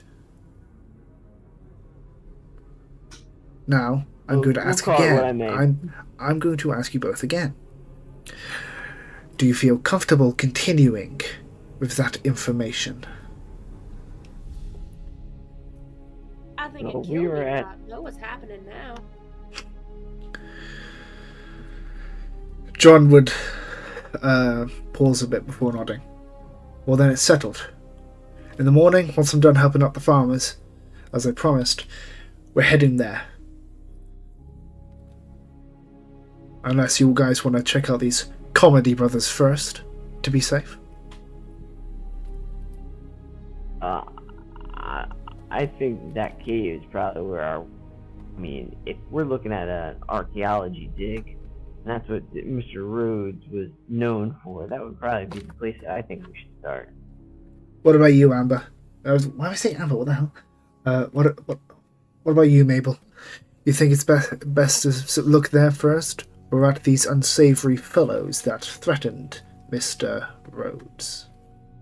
I doubt we could hold our own too well against these unsavory fellas. It'd be better to try to avoid any extra conflict. You know, because if we lose against them, we die, and if we win against them, we kill locals. No winning there. Understood. So it's settled. When we're done with the farmers, we head there. Alright, so we're staying for the night? Yes. Now, is it just me, or am I the only one who ain't feeling like leaving that door unlocked while we sleep? I was gonna suggest keeping watch, honestly. That, or we could barricade it. That dresser there, if one of you helped me move it. I ain't the strongest, trust me, my weak bones and my cane should tell you that. But if you want to help me, or you two want to do it yourselves, both of you, we should probably block the door. I don't feel too trustworthy, leaving them up to walk in whenever they please. Yeah, I happen to agree with you on this one, John. The other thing I'm wondering is it might be worth keeping in shifts here. I know it's going to interrupt our night, but I might feel better with one of us keeping an eye on those doors and wondering what's going on while we're all resting. All right. So, are we going to choose who's going to stay up first, or are we going to move the bookcase first? What are we doing first? I said we move this book chest first. All right, Mabel, Do you feel good with helping Teddy, or would you rather do it with me? Either way, one of us has to do it. I'm not exactly as strong as perhaps you two pushing it together. Wait, let me metagame. What is your strength, Violet? 45? Mine's 25. What? Your I- bones are made out of cardboard? Yeah, this man has the size of 50, so he's like 6'2", very lean. He's got very weak bones, which is why he has a cane. So trust me when I say that Alright, people yeah, are stronger yeah, than him. I'll help, yeah. Alright. So, you two gonna do it? Yeah. Surely. Alright, you do that, and afterwards we'll discuss who's gonna do it. Who's gonna stay up. Now, while they're doing that, DM, Keeper, I have a request. Go for it. Since we can do /R 1d20 and stuff, what if we did that as like we say they do rock, paper, scissors, right? And in reality we do that, and the person who rolls the lowest has to stay up. Roll. Yeah, we can Well, I do thought we with were a just gonna take D6, right? shifts. I But know we're it- taking shift. Well, then we'll choose well, then that will choose what order, then, won't it? You know? I mean, I don't mind. I'll stay up first. I'd rather leave it up to the dice, but if you guys want to just choose Try to it, do it by luck. Okay. yeah, I'd rather. It's more fair. All right, so my character's gonna What? wait. My character's gonna wait while you guys do the whole book moving thing. He sits down, reading the note again. You don't have to play the audio, please. Please don't. Play the audio again. We have to know. Look, if it's not gonna annoy them, then sure. What audio? Which Do audio? we have to roll to move the bookcase, Mr. Keeper? I'm sorry, what are we talking about? Do you want me to play an audio or not? Do you? Okay. No. No, then don't. Okay, so what's the plan? We're taking shifts, we're rolling for it. Yes, but first we've got to move the case, so they have to roll for strength, don't they? A bookcase or a dresser or something? No. For this case, since there's no like rush or anything, it's not like a monster's coming. I need to block the door. I'm not gonna ask for a strength check. You just take your time on doing so. Okay. So there's no rule for. Makes sense. Okay. So what's the game plan? Move the. Now what's the plan with the shift? Can we type in /R 1d20 to roll for it?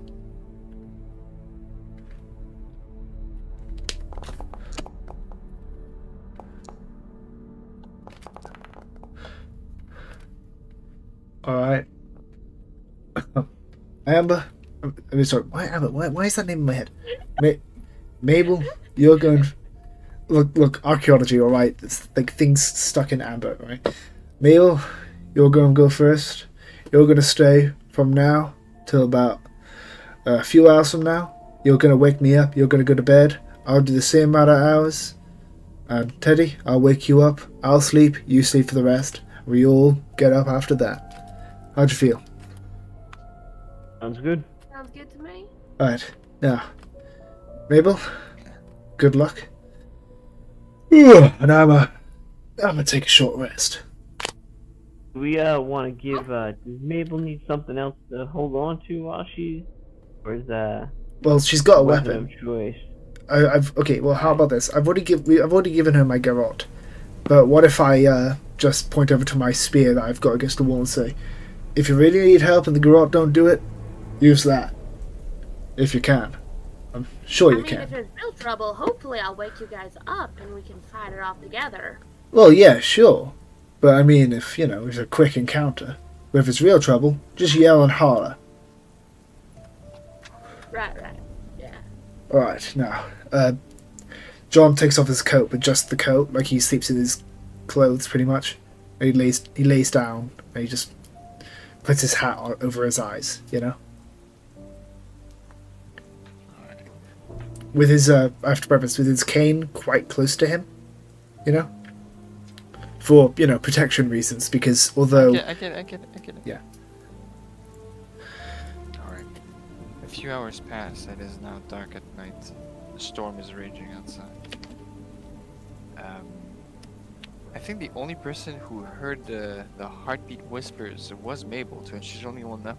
Sure. Mabel, Yep. you Yep. finally discern what this whisper is. During the darkest part of the night, you hear your mother begging for help, screaming for help, faintly out in the distance. At the same time, a few seconds later, the cattle, the bears, the pigs, the cows, and all the animals at the farm start to panic simultaneously. They're all starting to scream and yell in terror. You hear bleeding, howling from the dogs, cats screaming like frightening babies, all at the same time. I will need the cacophony of all the sounds happening wakes everybody up, let's be honest. I have a question real quick before we bump on it for Bolt. Did you tell my character the details of the note with him hearing his dead mother part, or do you just we talked about him going to blow up a cave? I think he did mention it. I didn't mention Right. it, but can I just change that a little bit? Say it was said in passing, just slightly. No, you didn't mention it. Damn it! Nope, Alright. you didn't mention it. Well, you can always just take the note off him out of his book. I mean, he's got no lock on the I I book. don't know. Alright. As everybody's waking up and, the sound of everything happening, you can also see old Pete running down outside of his shack, screaming in terror, calling for his mother with his weird accent. I need a sanity roll from everyone.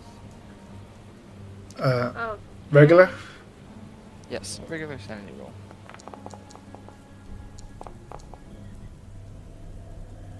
Alright, 2 pass. I need Mark. Just click on the sanity button with near the symbols.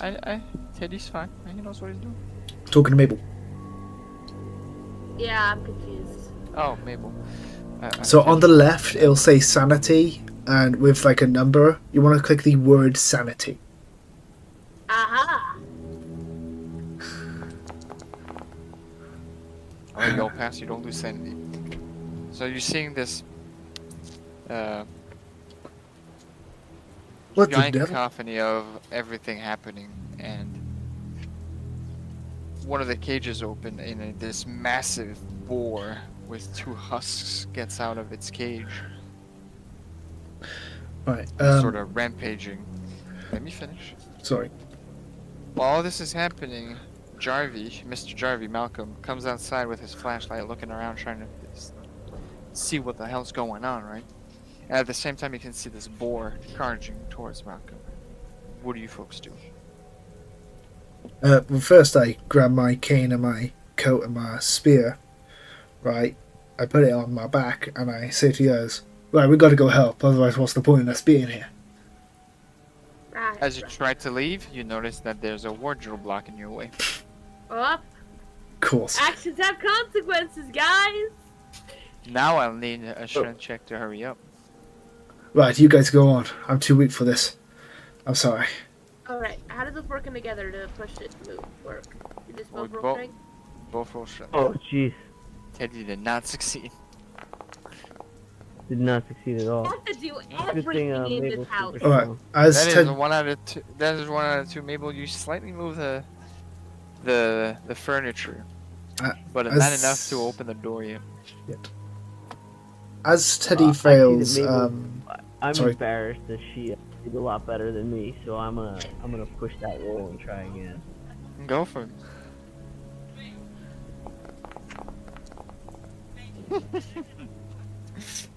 I am Slip and getting fall and frustrated, kind of and I am lose the pushing harder because I am pushing more. no, don't do I that don't know. because you might fail and do it worse. I'll allow it. If she wants to push the roll, if you succeed again, you move it. If you fail, Yeah. it'll be a big problem. Seeing be Teddy really fail embarrassing. again. No. The, Alright, No. I'll try.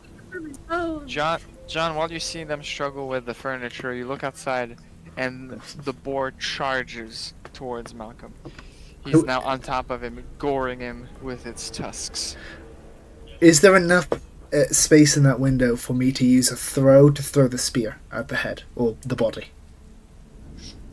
Sure. It Alright. will be a throw at a hard difficulty. Because it is raining a lot, he is far away. All right. It's gonna be a hard roll. It's not likely to work then. I just want to. I just want to say, I was really hoping to be able before if Teddy didn't push. I was really hoping to say, "Oh, really? You're gonna die out of embarrassment? Come on, let me do it." You know, I was gonna help with it. I just want to say, I would have helped. Right, with your 25, right? Oh, he fucking got it. What are you saying? I'm a natural. Roll me damage. Do I do that with? I got to do that with fighting spear, right? Or do I do that with the actual like spear weapon? With the spear weapon. When I can't tell what that is because it's glitched. Yeah, just click on it. Don't worry about it. It's 1d8 plus 1. Yes. Okay, so You don't have a whole lot of build damage due to 1d. your frown. So I just roll 1d8 and then I manually add it, right? Or do I go No, to do plus 1? just click on the roll damage. Oh, can It I? says 1d8 plus 1, you can just click on 7. 8, basically. You get an 8. Let's see, how much health does this thing have? This is a rusty spear, by the way. Like and Okay. judging by its design, it's the type of one that sticks inside. So if he does enough damage, it Well, should stick poison inside. damage, right? I don't think it'll be immediate poison damage, but definitely some sort of poison. Yeah, eventually. Alright. You hit with your spear and do massive chunk of damage on the boar. He is not dead, though. Does it deter him from Malcolm at least? No. Jesus. Now, I need you know what you two other are doing while he throws the spear off the window. Are we still trying to push that I furniture? think we are. Can we not look around for a rope or something? Do you guys, one of you not have a rope? Why would I have a rope? I don't know. Oh, with the hard success. All right, let's see if Teddy helps or if Mabel does it by herself. Alright, we're going strength check again here, right? Yep. Oh, come on. Let's see if I can hold up my end of the deal. All right. After Yes. seeing the spear being chucked out of the window, gives you a boost of courage, and you manage to shove the not the pantry, the furniture out of the way, and you manage to let yourself free out of your own trap, in a way. So what are we doing? We're just rushing outside, all three of you. John fixes his hat on his head properly and grabs his cane and rushes up past them, clearly shifting gear with this. Now, since you're going to run towards... Well, the not objective, running. I said need- rush, not run. Give me a second. I need a Constitution roll from all three of you. But the people who didn't eat, you get a -1 on the dice roll. Ooh. So when you roll Ooh. for it, you'll see a -1 on the Constitution roll. for Technically, bonus dice. I just want to say, technically, my character literally cannot run, so... I know, but story purposes. 11, yes. Mabel, you succeed. Alright, we need, A constitution, right? yes, with a -1. Alright, sorry. Getting there. Alright. Mabel and John, you managed to get outside at a reasonable speed. And Teddy, you're just pacing behind you. You're struggling, you're out of breath. You are tired, you didn't sleep, you didn't eat. It's not going well for you. You do manage to get outside, and all and behold, you witness Malcolm gored and torn apart, eviscerated by the boar. And the boar is eyeing you folks.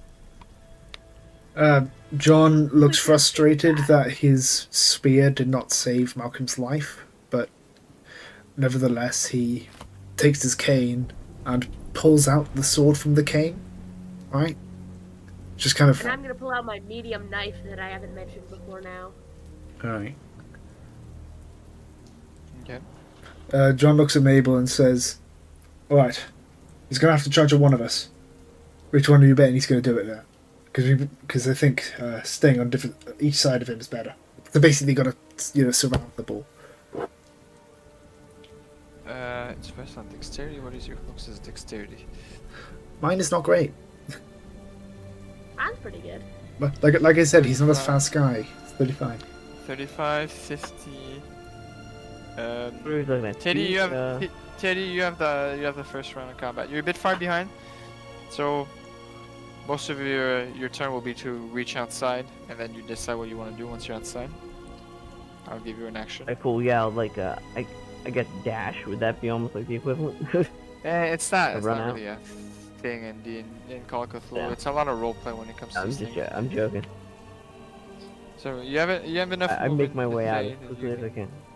Okay. Do you want to do anything else while you're outside? Like throw an object? I don't know. Intimidate. Try to attract the creature. What are we doing?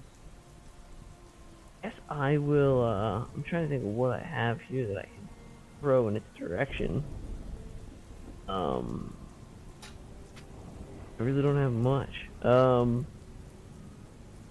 I will stand and like try to like scream at the top of my lungs, kind of like waving my hands to try to see if I can get its attention and try to pull it away from what it's doing. All right. Do me a. Actually, it would be the creature to roll. Let me roll for it.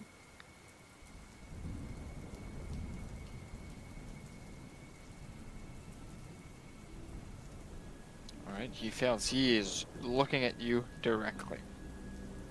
Now it is the turn of Mrs. Mabel. What do you want to do? Alright, there's a bull. There's a boar. A boar, right, not a bull.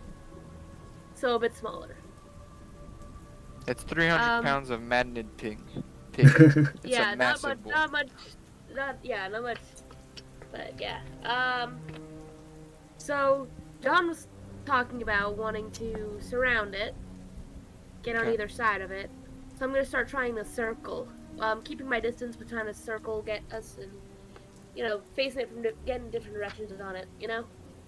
Okay. The way this works is, since there's no VTT battle map kind of thing, you can do it. You can go behind the board and stab it if you want. Like, there's no limits on that. If you want to do it, you can. Right, I think I do want to stab it, probably, yeah. Alright. I'm gonna roll circle me- around and stab it. Would it be better to wait for us both to circle first? The I mean, way if I get on the it other side works. of it, we're both circled. The way it works is she'll attack, right? Yeah. After that, the second person who attacks before the boar's turn will get an advantage, and the third will get double advantage. Right? Alright. If the more you pile up attacks on a creature, the more advantages you get. So if you want to go for that knife attack, go for it.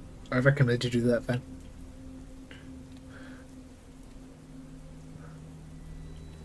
Fighting brawl.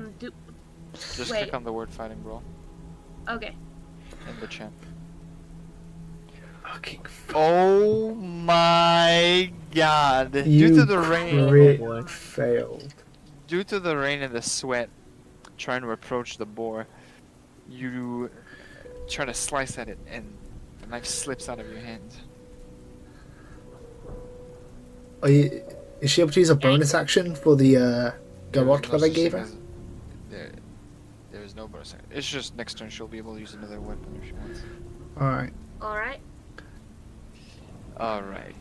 Now it is the boar's turn, and he is eyeing at Teddy. He's going to charge it. So Wait, Teddy, I you don't get get the a turn? chance here. It's by dexterity, and you have dog shit dexterity. You lost. Damn, he's got more dexterity than me. I thought him approaching was part of his turn, so never mind. No, he was just looking at you. When I said approaching, it was just combat. Whatever. So, Teddy, you get a chance. As the boar's going to charge you, you can either fight back or dodge.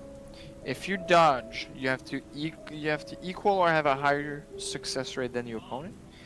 If you fight back, you need a higher success rate than your opponent. But if you do succeed to fight back, you get to punch the thing, not take damage. If you dodge, you have a higher chance of success, but you won't harm it in return. It's more of a you choose which one you want to do. So what are we doing? Are we fighting back or are we dodging? I am. You know what? I'm gonna smack this board with the flapjack. Alright. Did you just go to the flapjack? Blackjack. Roll me a I brawl. did call it the flapjack. Bruh. Roll me a brawl. Real slip there. I'm getting there. I'm getting there. Hold on. All right.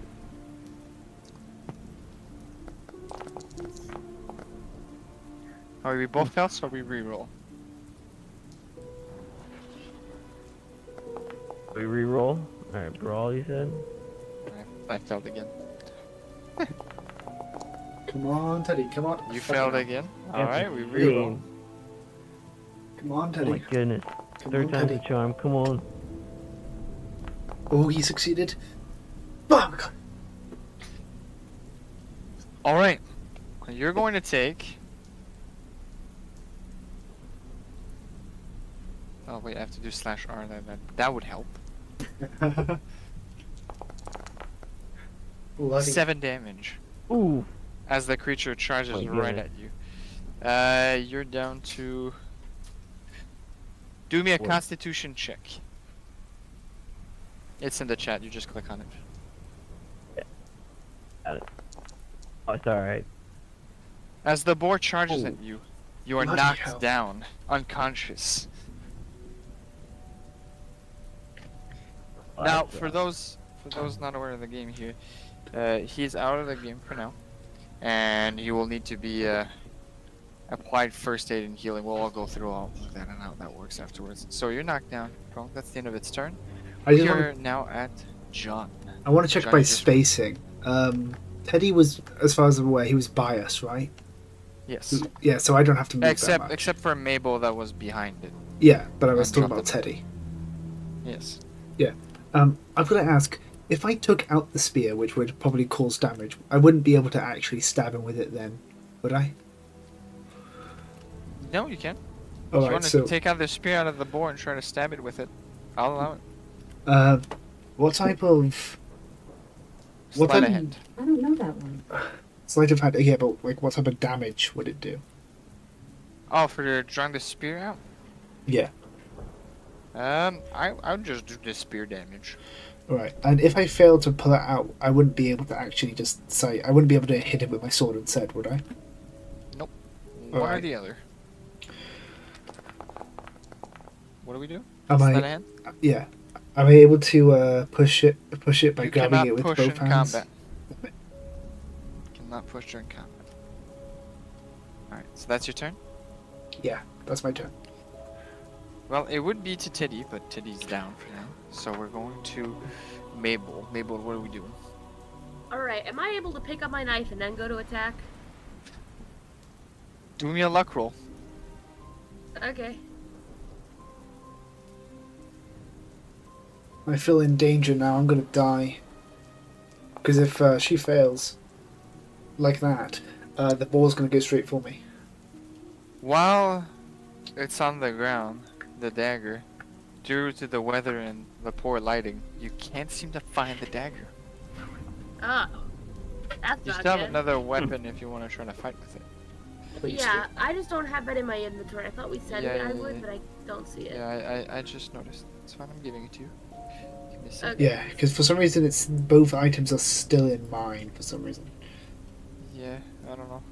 Like, I just showed Okay. it to her. She has it. So I'll go attack with that. Give me a second. It's red. Give me a second. There you go. Now you can. Go for it. You don't seem. Oh It wait, no, might I have to. depend. No. Wait. I have to roll dodge, and if I fail, we reroll. Okay. Please fail. Please fail. Please. Fuck. He succeeds the dodge. I'm dead. I'm dead. Not necessarily. I am right next to this guy, and he gets to attack first, and I've got Well, shit now I'm dex. right next to him too. Yeah. Right. But I just fuck. You know what? Let's have some fun. Both of you roll for luck. Oh great. I wish I knew I couldn't push during combat before I did the whole thing. So Alright, John Deere. I failed. I was You're gonna one get off. attacked on the board. Do you wanna- I was one off. Do you want to dodge or fight back? What would I have to roll for my dodge? Just roll dodge, the skill dodge. Oh, there's a skill It's a dodge. 17 for you. I think I'm safe fighting back, considering it's a 25 to brawl. Alright, I've lost the page for the boar stat. I'm rolling. Go for it. Damn it. Do I succeed? I don't. Oh, I know I do. 28. Alright. Damn it. Yeah, I'm dead. See you guys. Calm down. I've got 12 hit points. The max I can do is 9. I did it. 8. Yeah, I'm Alright, fucked. roll me Constitution. Ooh. Oh, you're Fuck. also unconscious. God damn. Alright, it's between you and the boar, Mabel. You gotta pull this off at the Great. Wonderful. I'm so Do the good day, at this. Mabel. This is actually annoying. This really angers me. I swear to God. Hey, man, I made one attack and I got knocked out. If I knew you couldn't push during combat, I wouldn't have done the whole spot hidden thing. You mean the sleight of hand? Yes, that's It's what. fine. I We're good, we're good. We're not done yet. Mabel's gonna pull it off for the team. Mabel, what do you want to do? Yeah. It's your turn. Well, I've only got the garrote to attack with, so I'm gonna attack with that. I Go for could it. try running away, but you know, might as well. You're allowed. I can't leave my friends. It'd be embarrassing. that would also leave us dead. After all that talk about abandoning people and how bad it was, it would be embarrassing to run away now. So I'm gonna attack with my garrote. Also, if you abandon us, we're doomed to dead because the way that it could definitely I have failed. Wait, I have to roll as well. Oh yeah, but yeah, you. I'm done. I also failed, so you get to re-roll your attack. to. Come on, Vi. I'm believing in you here. Fuck. I failed. Ooh. Where we're going? The battle of the century. I don't know if that's how you're supposed to roll. Okay, I succeeded on that one, so you have to. Oh no! Oh. It's success roll Yes, damage. yes. I can't help it. I would if I could. I swear, you better kill this fucking boar. And it does 2 more damage than it had health. You do manage to kill it. Do you want to Yes! describe it? Make it gruesome. I'm just like freaking out, and I'm just like, I looked up what a garrote is. It's like a wire thing. So I wrap that around its neck, and I just pull until it like slices through or something. I think that's how garrotes work, Usually they strangle, but yes. or something like that. I don't know. I guess I strangle it. The It massive takes a while beast. for me to strangle it. You know, I'm not very strong. Well, That's to be why fair, it you is a guys hard roll. success, so you would probably slice it. Now I need you to do. Then this is the fun part. So the way Call of Cthulhu works is you have to apply first aid. If you succeed the first aid, they get 1 HP back. After that, you can spend an hour to apply medicine. If you succeed at applying the medicine, you or someone else, they get 1d3 HP back. Okay. So what I So- probably have to do is do first aid on each of them, then pick one of them to do medicine on Yes. first. Yeah. So which one are you gonna try to heal? I'm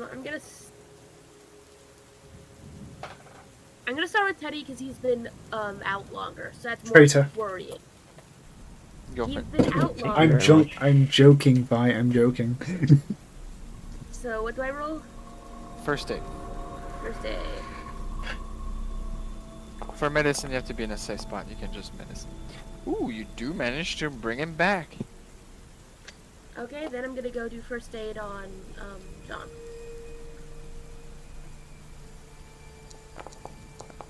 Oh, of course. Are you able to push? Or you can use Yeah. your luck. I'd have to use a lot of luck to get it down far enough. I'm gonna push. Just know, if you fail the push, there's consequences. No, I don't know, because with this, the DM's just going to kill me. Unnecessarily? You say that. Not I only have necessarily. 40 luck. If I use 15 for this, but it is life and death. I'll use luck. Spend your luck. I mean, personally, I would have been okay if you just like picked up John, just carried him.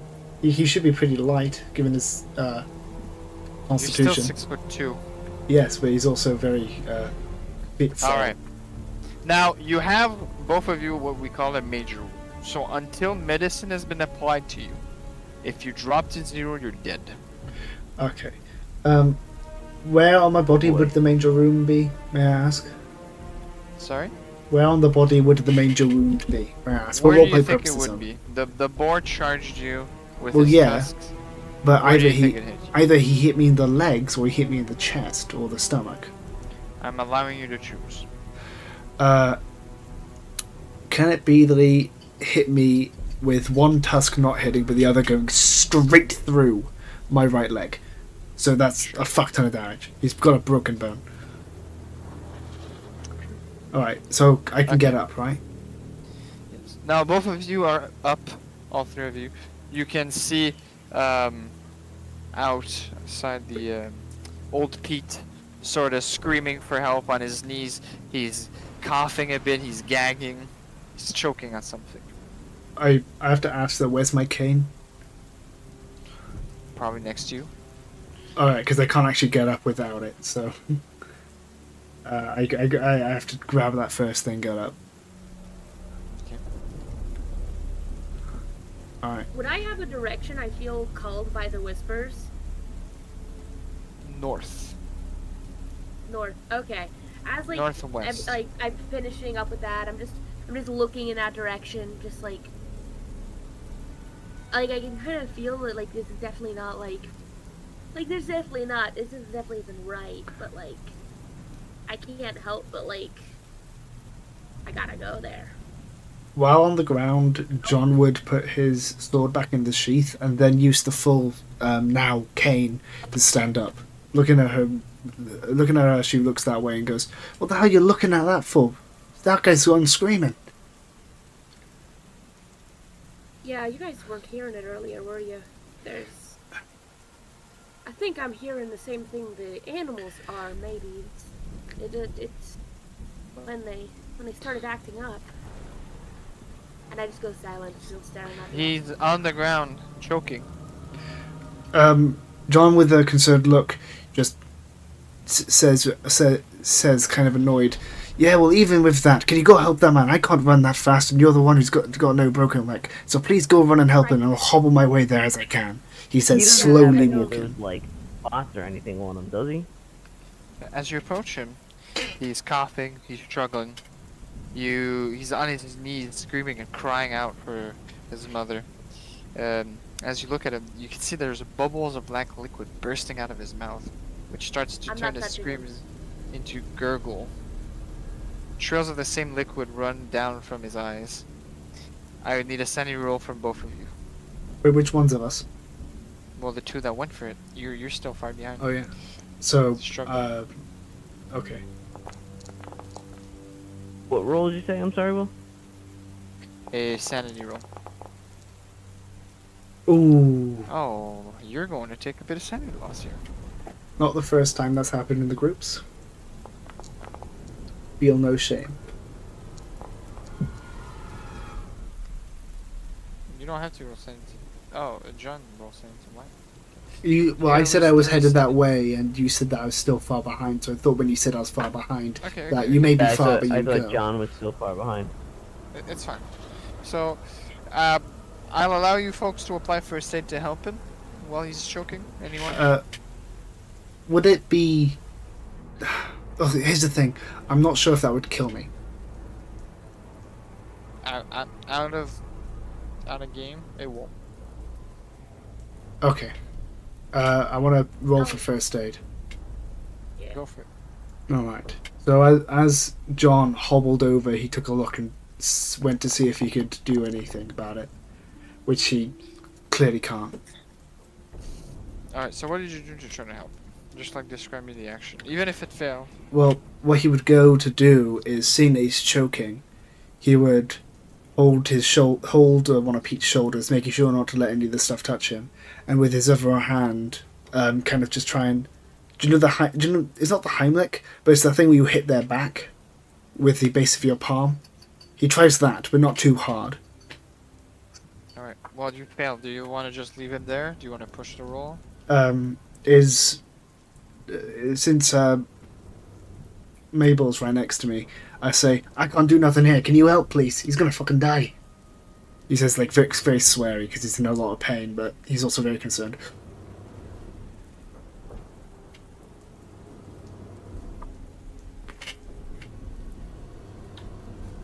I can try to help. Yeah, I'd like to try to do first aid. Go for it. I'm not stuck. Ooh. I'm not good at first aid. You want to push, or do you want to leave it? If I push, I might kill this old man, but he might die anyway. He's dying anyway. Not necessarily. Well, we don't know. It could be worse than death, knowing you. Oh, yeah. The kids have the same sort. I don't have very good odds, but I'd say push, because what's the difference? okay, I'll push. Because no one's here to see it, right? So we could just say he choked. Hey. Nice. Alright. Express to me what you did to keep him alive. I mean, if it's choking, he's choking. We're trying to deal with. We want to get whatever he's choking on out. So like, the Heimlich maneuver, I guess. A proper Trying to Heimlich. avoid getting any of the black stuff on me. Do me a luck roll. Great. I gotta go get AFK, but I'll Okay. hear everything, so just continue, but I'm going AFK for a moment. Oh, I'm not a fair DM. Mind you. Oh, you're good with those rolls. All right, you do manage to do the Oh, Heimlich maneuver without any of that goo touching you. He spits out this massive chunk of black blob on the ground. Before you, a couple of minutes, he stops coughing. That's disgusting. I cannot believe that was inside of you. Thank you very much. You just got Malcolm, eh? While he's looking at Malcolm a bit torn apart inside.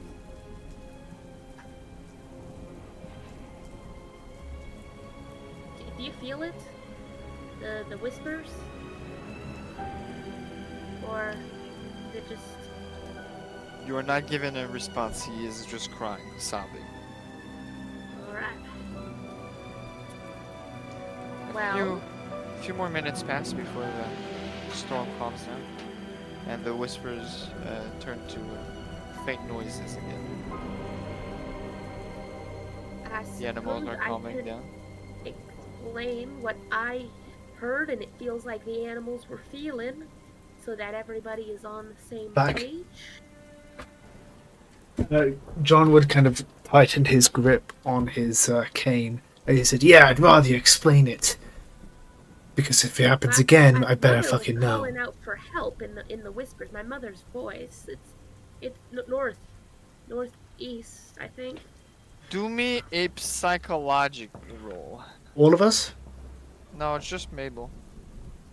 Okay, while she does that, am I able to do a power roll to see if I can start hearing it? Sure. Actually, no. I'm Hard gonna. difficulty. Actually, I'm gonna go against doing that.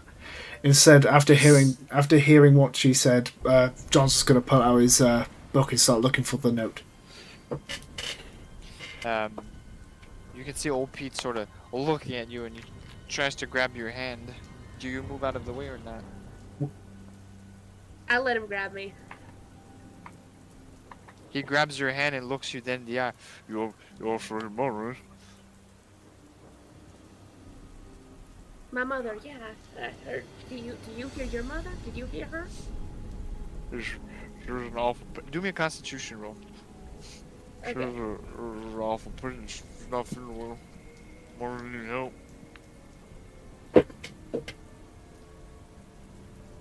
she was asking for help, huh, Pete? All right. Do me a luck roll. Wow.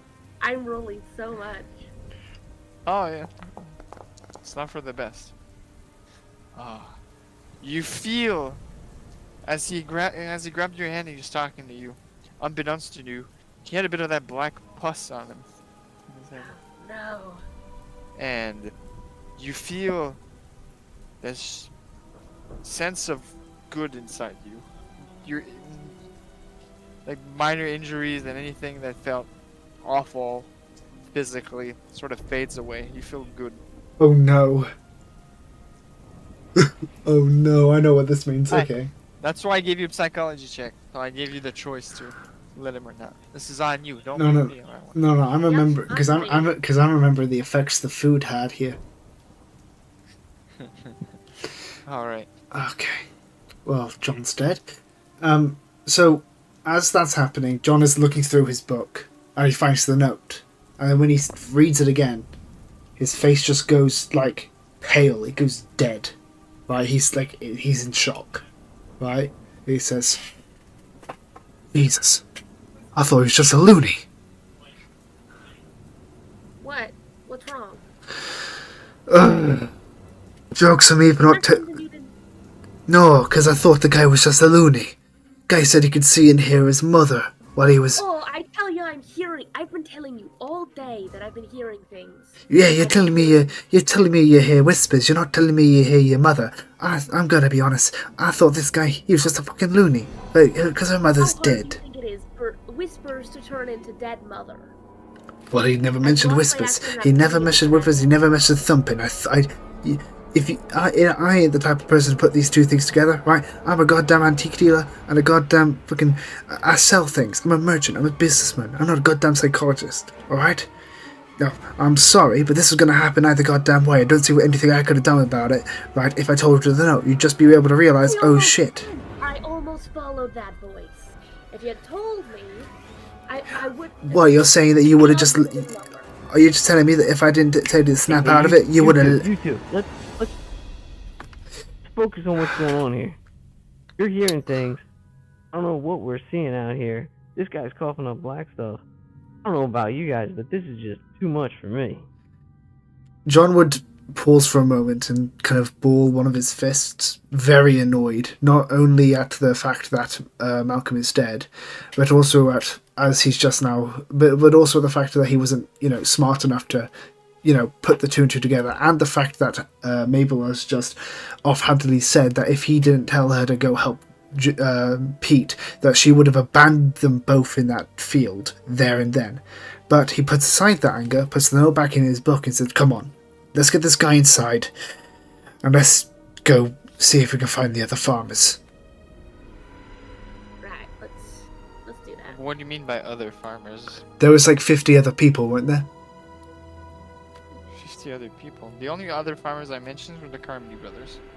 No. Um, I've got so this on. the farmhands I've got have this on also recording. been helping us. The people eating food. Well, what are you talking about, other farmers? Like back in the village?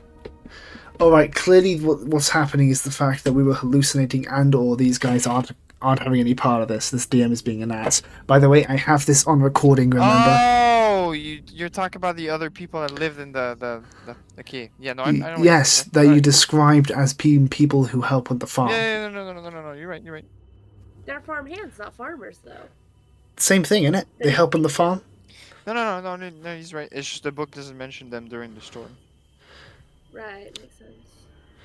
I just forgot about them. I thought you were pulling a sneaky on us. I swear to God, I thought you were pulling one on us. Because that seems a lot like you. Anyway, so as John said what he just said, he walks over to the boar, the dead boar, and I want him to just pull the spear out and put it, and instead of putting it back on his back, I want him to use it in his other hand like another cane. So he basically has now makeshift crutches. With Give his... me a sleight of hand or strength check to pull the spear out. All right. I'm gonna be. Can I? I want to push by grabbing it with both of his hands and yanking it, making sure that he's holding it in a way that when he yanks it, it's not going to hit him in the face. No, I get it. Alright. You successfully pull out this spear. You know what? I'll roll a 1d2 here. 1, What? I'm evil. 2, I'm a nice DM. I'm a nice team. So you pull out the spear, no issues. Yeah, so he starts using it as a crutch. Right. Okay. And he says, Now, Teddy, why don't you help her get the man in? I can't fucking walk. now you're both heavily injured. I So you need Yeah, one it's of you mostly folks me. to do medicine, or you have to go to a hospital or something to, fix the issue. There's another way to get your health back, and you already know how that goes. The plate is still full upstairs. I'm not buying it. John would take a moment to look up and down at Teddy, seeing his wounds. Clearly, John was too. The adrenaline was too much for him to even realize the extent of it. So what he does is he goes over and gives Teddy the spear, right? To use as a crutch and say, "Hold this. I'm gonna see what I can do for you." Right. Yep. So I want to give him the spear. He says, "Come on, let's go inside, then I'll try and help you inside." And then looks over I'll to. get the old man in. Okay. Thanks, Vass. So then they hobble back inside. Yep. I'm Everybody gonna is. get the old man to come in. Yep. As they go inside, John will direct Teddy to go sit down on one of the kitchen chairs, right? As John starts looking around for any supplies, and with that, I want to do a spot hidden check to see if he can find any medical supplies. As you're doing Teddy that, kinda- you can see Edith sort of walk outside in tears and try to do something about her dead husband. Actually, can I yell Edith in quickly? I want to go. Hey, Edith, can you come in here? Who's Edith? Edith. I didn't hear the name right. I thought it said Edith or Edith. Edith? I don't know. Anyways, so Edith, right? after sobbing a bit, she comes back inside in sort of a panic, wondering Alright. what's going on. John would get in front of her and just calmly hold her on the shoulder in like a consoling way, making sure that he's not touching any black stuff that might be on her. Right? He looks at her and says, "Right, now lots just happened outside. I'm sorry about your husband, but right now we've got to tend to all the wounded before we can do anything about your poor husband. Now, do you happen to know any medicine, any medical, any way that could help my dear friend here?" He says with his other hand clutching his cane because he's still having trouble holding She's stuff been up. working in the fields. She has seen a lot of injuries. She does know a bit about medicine. She can try to apply it. Can you please? I'll do anything. Just please, can you please help my Well, dear friend here? Let's roll for Teddy. Oh, that's a success. Alright, Teddy, you're gonna remove the major wound, and you're gonna get Damn. 1 health back. Now, for One health, health. Unbelievable. okay, so the way Call of Cthulhu works is, you can't apply first aid or medicine over and over again, right? Yeah, the logic being, you put the plaster on the injury, you gotta wait for it to heal. And you can't just self-wound yourself to keep reapplying healing. So you're not 6 out of 11 HP. You get 1 HP back per day. Right. As Edith Okay, would can I go, still- sorry. Alright, even with 6 HP, can I still like function and like? Yeah, you're fine. You don't have the like, major you know what I wound. mean? It's not like I'm. No. Gotcha. Okay, cool. Oh, she's struggling with you, Mr. John Deere. Yeah, I was You know going what? to say that while she. I'll DM push it. Okay. I don't know if that's a real Can thing. I just add that during her fixing up Teddy, that he went and sat down on another chair, so she's not fixing him while he's standing up. After finishing up with Teddy, she goes up to you. She just managed to help you out. You get 1 health back. You don't have the major wound anymore though. John. So now all you have to do is wait, and you'll get HP over several days. John keeps his foot extended, as he knows, because he was on the farm back with his family. He knows that when a leg is injured, you got to keep it extended to make sure nothing bad happens. And he looks up at her while on the chair, just gives her a nod of thanks. You know, like, thank you, lass. You know. Okay. He looks over to Mabel and says, "Hey, Mabel, I know I'm asking a lot for you today, but do you think you can help dear Edith here with her poor husband?"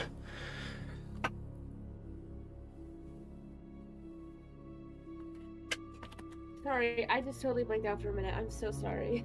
That's all right. Don't worry about it. Okay. You. So, what's the game plan, boys? Did Do you we want hear? to take it a break here? One moment. Did you hear what I had said, or was that part of the blacking out? Bye. I don't know. I don't. I had said that after Edith healed me. I said to Mabel, "Hey Mabel, I know I've asked a lot for you today, but since you're not that hurt, can you go help dear Edith here with her poor husband?" I mean, I can do whatever I can, but like, sure, yeah. I'm loving this. All right, so we're gonna end the session. We're gonna end it on a big bang. All right. The sun is starting to rise. It's now 4 a.m., 5 a.m. The sun is starting to rise. And Edith and Mabel are going outside to go handle the body. As they approach the body, let me roll something real quick. As they approach the body to take care of it. Where is it? Ah, here it is. Roll 1d100.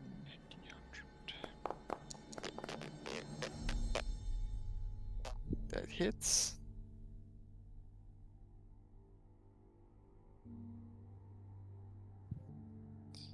So they approach the body. The both of you are looking outside, looking over the mess that happened, and you hear a loud bang of a rifle. Ooh.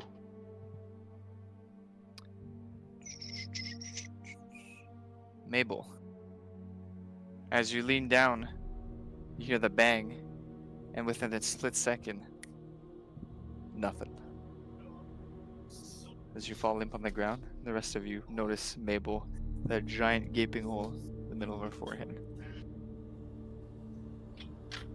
Oh, for fuck's sake! You look in the direction That of was awesome. You look in the direction of where the sound comes from, and you can see the sheriff with a few individuals behind him approaching the farmhouse. And on that, I'm gonna end the session. I'm gonna kill that fucking sheriff. I'm gonna kill that sheriff. That was You know, great. it's funny because if you take your entire HP bar in one attack, you die. She had 10 HP. It just worked perfectly. Fucking damn it. So, Vi, you thinking about making a new character next time, or you're not gonna come back? I do think I want to make a character. Yeah. I really enjoy this. I like this system. I think it's fun. In This is agreement. cool, man. I told you, Will. Will was pushing me to get in on this C.o.C, and I kept like dragging my feet. But this is cool, man. You know what's really cool? Very cool. Is that we're playing a horror game, and I haven't had the time to use my really fun stuff. Do we want a little preview? Sure. Because I can go with a lot of fun stuff. Oh my gosh.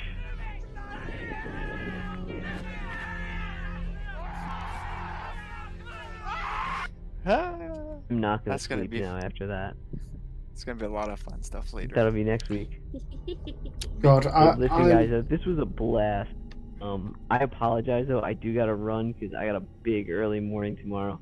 I had to that's bounce fine. off last week because we had some issues with my mom. Had to go to the hospital, so I have to run up there to go see her and help out tomorrow. That's So fine. it's gonna be an early day. Alright. But yeah, I appreciate it. Thanks for running the game, Will, man. Always a pleasure. Thanks, Will. You're Well, thanks for amazing. joining.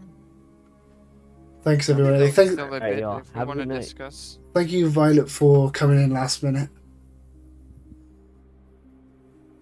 I Save had the a lot game. of fun. I'm Alright, glad I cheers, did guys. this. Have a great night. Cheers. Bye-bye. I'm gonna stop the recording stream. Bye.